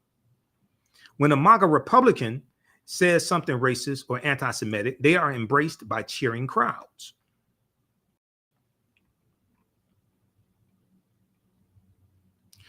Okay, read the rest of this here. Read the rest of this article. This is from October 15th, 2022, Washington Post. Racist GOPs heat up in weeks before midterms. Heat up in weeks before midterms. Let me put this article back in the stack it came from. Just a second. All right, now,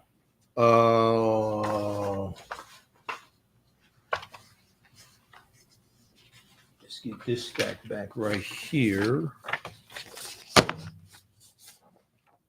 We got that. That's Vice. Oh, the last article. I wanted to look at this here dealing with crime. Hold on. Let's put this stack together. This is Ocoee Massacre. See, these are just, I have two stacks. So I have two big stacks of articles. This is half of like one of the stacks of articles that's to my right. These are like all recent articles. Like this is some stuff. This is from my file on reparations, because I'm on a reparations panel tomorrow. California calls for comprehensive reparations. So I have a file folder on reparations. This is like just part of the file folder, but this is the stack here. All this stuff. This is like all recent research. This is, I was pulling some information on criminal justice, like Biden signs executive order on policing 2 years after George Floyd's death, all this stuff. Okay, this is from CBS News, right? So, because I have a file on the Biden-Harris administration. So this is like half of the stack. Okay, and then I got two stacks on the desk next to me.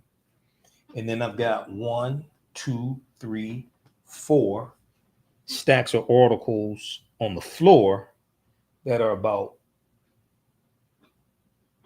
2 feet high, 1.5 feet, 2 feet high. So this piece right here, let me see. We've got, okay, I Googled it.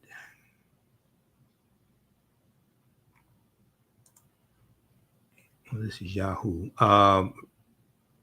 Red states and more crime.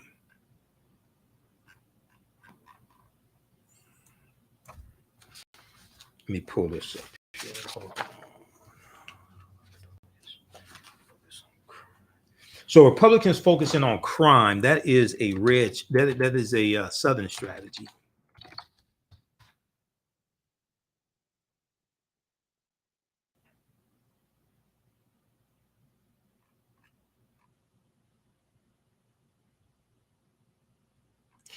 Okay, so let's look at this article here quickly from Yahoo News. This is from Chambersburg Public Opinion. Harvard. Let me see some of the Fox News. Where's the meat of the article? Okay, this article here. And I've seen some analysis on this topic, how crime is worse in Republican states than Democratic states. Do Republican or Democratic states have more crime? Do Republican or Democratic states have more crime? This is from June 15, 2022 by Bill Genlisberger. What is it? Genlisberger. So he says the Fox Network, Newsmax, and other right-wing propaganda machines have blamed Democrats for rising crime rates so often and for so long that many of us believe the narrative and have made it part of our knowledge base, except it is wrong. On the other hand, it is accurate that the murder rate in the U.S. has gone up at an alarming rate. On the other hand, despite the right-wing media narrative to the contrary, this is a problem that afflicts Republican-run cities and states more than Democratic states, okay? It is a problem that afflicts Republican-run cities and Republican-run states more than Democratic states. Now, that's contrary to the campaign ads that Republicans are running right now, using a Southern strategy and scaring white people of crime, scaring white people about crime, and really trying to scare them about African Americans and Latinos regarding crime. That's really what this is about. So the article goes on to say, in fact, in 2020, the per capita murder rates were 40% higher in states won by Donald Trump than those won by Joe Biden. In 2020, the per capita, CAPITA, per capita murder rates were 40% higher in states won by Donald Trump than states won by Joe Biden, according to Washington think tank Third Way, WAY. In 8 of the 10 states with the highest murder rates in the year 2020, Americans voted for the Republican presidential nominee in every election this century. In 8 of the 10 states with the highest murder rates in 2020, Americans voted for Republican presidential nominees in every election this century. The problem is that reducing murder rates is not about pointing a finger at others, avoiding the problem by putting your head in the sand, but rather accepting responsibility for the problem and resolving it. Fox News continuously posts headlines claiming that all-time high murder rates are a Democratic problem because Democrats are soft on crime. As Fox News puts it, police reform is responsible for the rise in murder in Democratic strongholds like New York City, Los Angeles, California, Chicago, Baltimore, Philadelphia, and Minneapolis. But the devil is in the details. it turns out that murder rates are far higher in Donald Trump voting Republican states than Joe Biden voting Democratic states. It turns out that murder rates are far higher in Donald Trump voting Republican states than Joe Biden voting Democratic states. This is also true of Republican cities with Republican mayors, such as Jacksonville, Florida.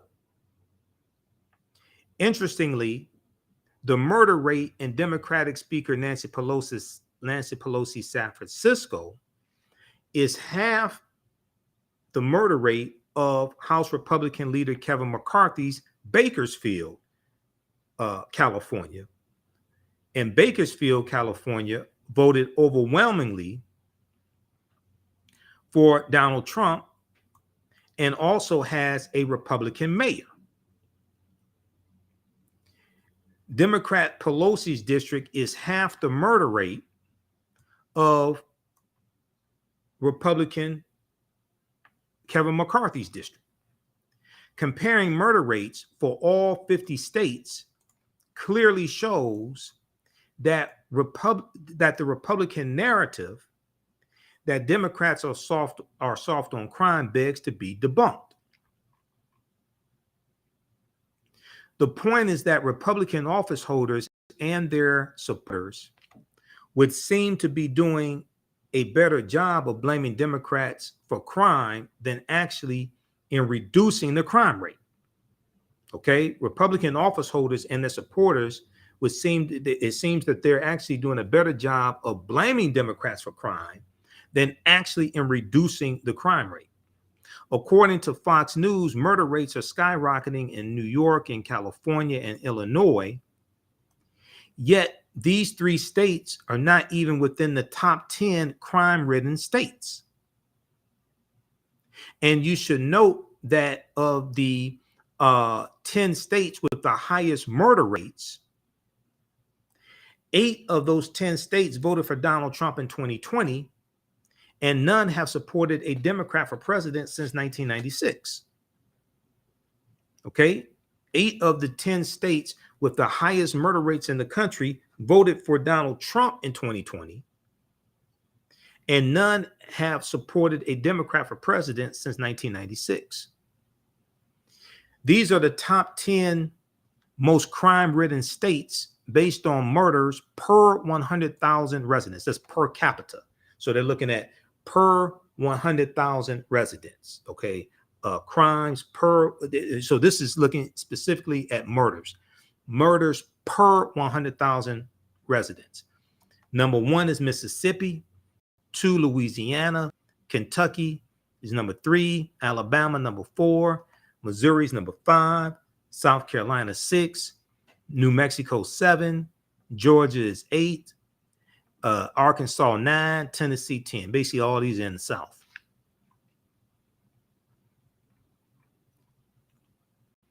Only number 7, New Mexico, and number 8, Georgia, voted for Joe Biden. The remaining 8 states are solidly Republican states and voted for Donald Trump.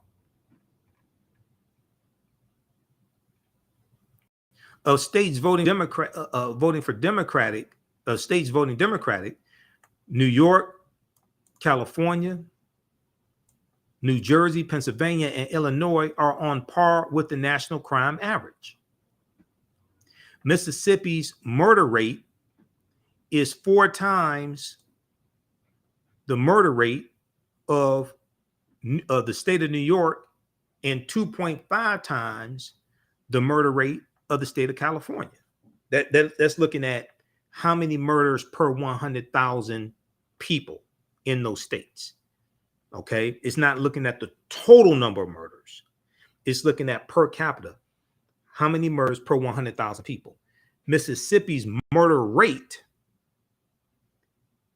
per 100,000 people is 4 times greater than the murder rate in the state of New York and 2.5 times greater than the murder rate in the state of California. The 5 states with the highest murder rates are all Republican states and Trump voting states. Read the rest of this article here. See, this is totally contrary to the ads that Republicans are running, talking about crime, and they don't have real policies to deal with the rising crime, especially in their Republican state. They don't have real policies to deal with that. They definitely don't have policies to deal with inflation. Republicans, they definitely don't have policies to deal with inflation.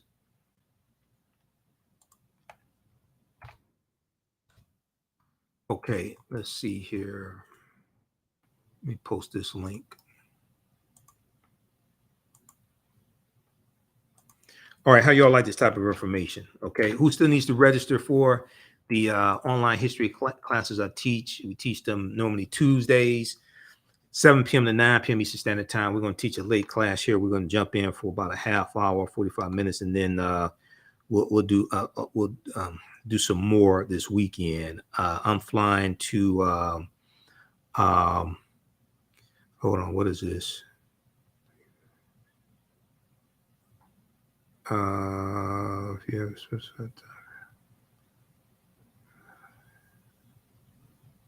Okay, they just said, okay, they're gonna start the Roland Martin broadcast 7 p.m. instead of 6 p.m. on Tuesday. Yeah, they'll do 7 p.m. probably to 1 a.m. Yeah, so because I fly to Washington, D.C. Tuesday morning. All right.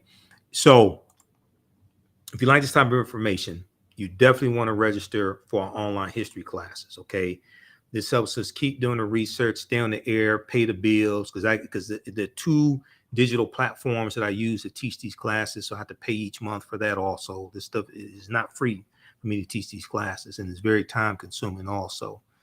But this helps us keep doing the research, stay on the air, pay some of the bills. It helps me cover expenses when I have to travel out of state, like going. Let me pull this up. Okay. So Tuesdays, it is from the Civil War to the Civil Rights Movement and Black Power, 1968. Let me screen, stand by.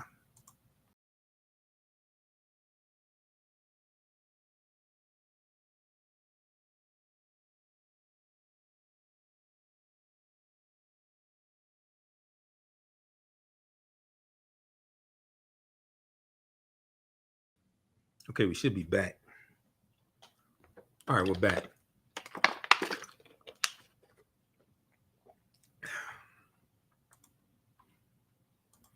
Okay, here's the link here to register for the classes. So Tuesdays, normally 7 p.m. to 9 p.m. Eastern Standard Time. I teach from the Civil War to the Civil Rights Movement and Black Power, 1865 to 1968. We're running late today, so I'm going to jump in and teach it Tuesday class as soon as I finish this broadcast. So right here, from the Civil War to the Civil Rights Movement and Black Power, 1865 to 1968. Class is on sale, $80, regularly $130. Click right here to register here. We do the sessions live. All the sessions are archived and recorded. You can go back and watch it anytime, even a year from now, 2 years from now. Then on Wednesdays, 7 p.m. to 9 p.m. Eastern Standard Time, I teach from the Civil War. I teach ancient Kemet, the Moors, and the Ma'afa, understanding the transatlantic slave trade, what they didn't teach you in school. And we deal with thousands of years of history and what leads up to the transatlantic slave trade taking place. Now, we were going to do, I was going to make these 8-week classes, but we're going to end up doing 10 weeks. Okay. All right, Cleo, we got your registration. So thanks for registering for the class, Cleo. And if you want to do the bundle pack, email me through the website, Cleo, and we'll get upgrade to the bundle at a discount. So this one here, we deal with the history. We deal with ancient Kemet, ancient Egypt. We do ancient. Deal with the history, some of the history of the Moors in Europe. We deal with what leads up to the transatlantic slave trade taking place. Also, you can register for both classes. We have a bundle pack for $130. Click right here, register here for the bundle. You get both classes. That's an over $300 value because it's like about a $360 value because there's going to be some bonus presentations you get from me in digital form that I'm uploading to the platform. And you can use debit card, credit card, click register here. If you've taken any of my online classes in the past, email me at TheAHNShow at AfricanHistoryNetwork.com, TheAHNShow at TheAfricanHistoryNetwork.com, TheAHNShow at TheAfricanHistoryNetwork.com, and you get a 50% discount. Or email us through the website. At the top of the page, just click on Contact the African History Network, or click on Menu. If you're on a smartphone, it'll show up as Menu, and then click on Contact the African History Network. Okay, and you'll get a discount. Okay, so the two different classes that I teach, you can register for those. Appreciate the support. And then let me put up the Cash App information here. Let me just show you this quickly. This is our official Cash App account, $ TheAHNShow, SHOW. Those that follow me, you know that there's some fake African History Network Cash App accounts out there. That's why I created this graphic. I'm trying to get them shut down. I had Cash App open up an investigation some months ago. They're very slow. I just talked to them a couple of weeks ago. They're still doing an investigation. There's like 5 fake African History Network Cash App accounts out there that I've identified, and they've been stealing money from us. So this is our official Cash App account, $TheAHNShow. That's our tag, $TheAHNShow, $TheAHNShow, SHOW. When you go to it, it'll say Michael. And if you click right here on the link, it takes you to a QR code, so you can scan this also right here. This is our official Cash App account, our only Cash App account. Those other ones are fake Cash App accounts. All right, and then we have the link for PayPal also.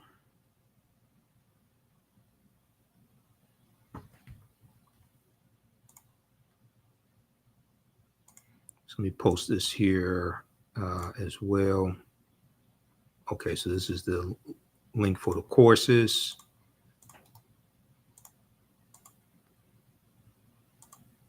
And then also for PayPal and Cash App. Now let's see, if you saw the African History Network show on Sunday, October 30th, we talked about the Midwest Decarbonization Conference coming up.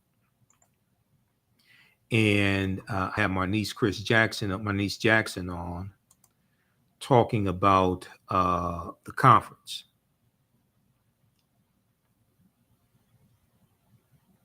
And I'm speaking there on Wednesday, November 2nd, 3 p.m. to 4 p.m. and Friday, November 4th, 3 p.m. to 4 p.m.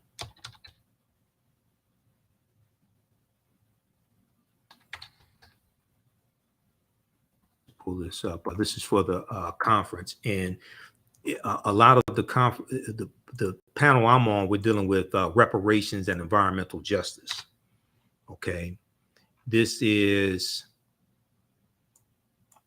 let me post the link here. And I'm going to put a link on the website, on our website, the African History Network. I got to get that link up. It's been busy. I've been busy. 2022 Equity Summit. It's a 3-day summit, Wednesday, November 2nd. It's like 9 a.m. to 4 p.m. each day, Wednesday, November 2nd through Friday, November 4th, 2022. Okay.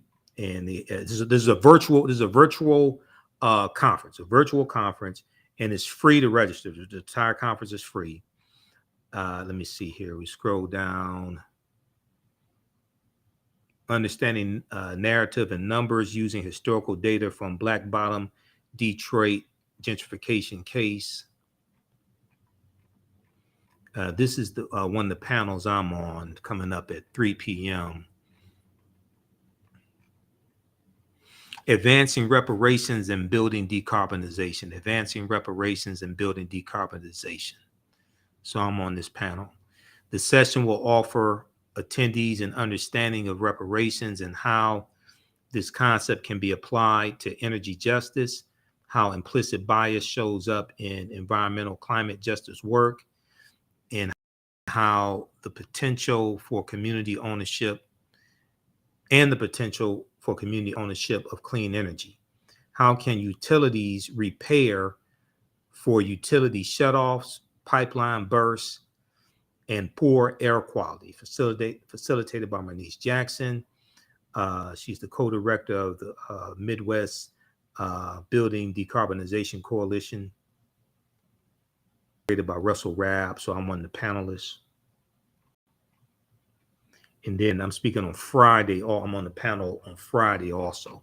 So check this out. I'll post a link here. The website is Midwest Decarb, DE, Midwest DECARB, midwestdecarb.org/summit schedule.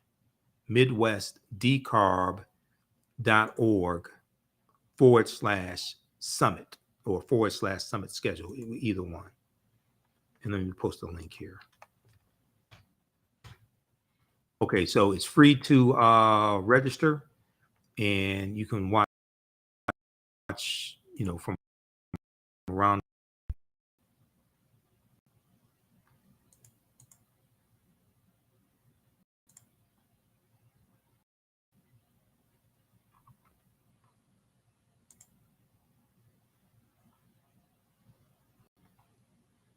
All right, let's see. 2022 Equity Summit.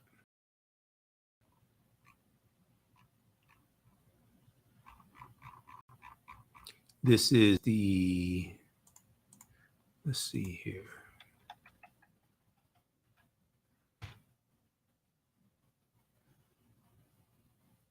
Okay, yeah. If you go to midwestdecarb.org/summit, it takes you here. And then you can click on the schedule. This is what I was looking for. Midwest Building Decarbonization Coalition 2022 Equity Summit.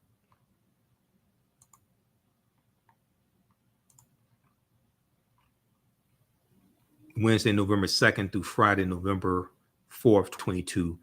This year's theme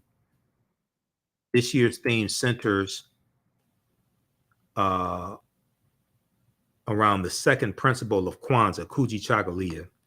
We'll be exploring how we empower communities and collectively move forward in the building decarbonization movement. The 3-day summit will uplift multiple sessions on topics ranging from regulatory engagement to reparations and the land back movement. In an effort to make the summit more accessible, we will be hosting all of the sessions virtually on Zoom, and there will be no cost to attend.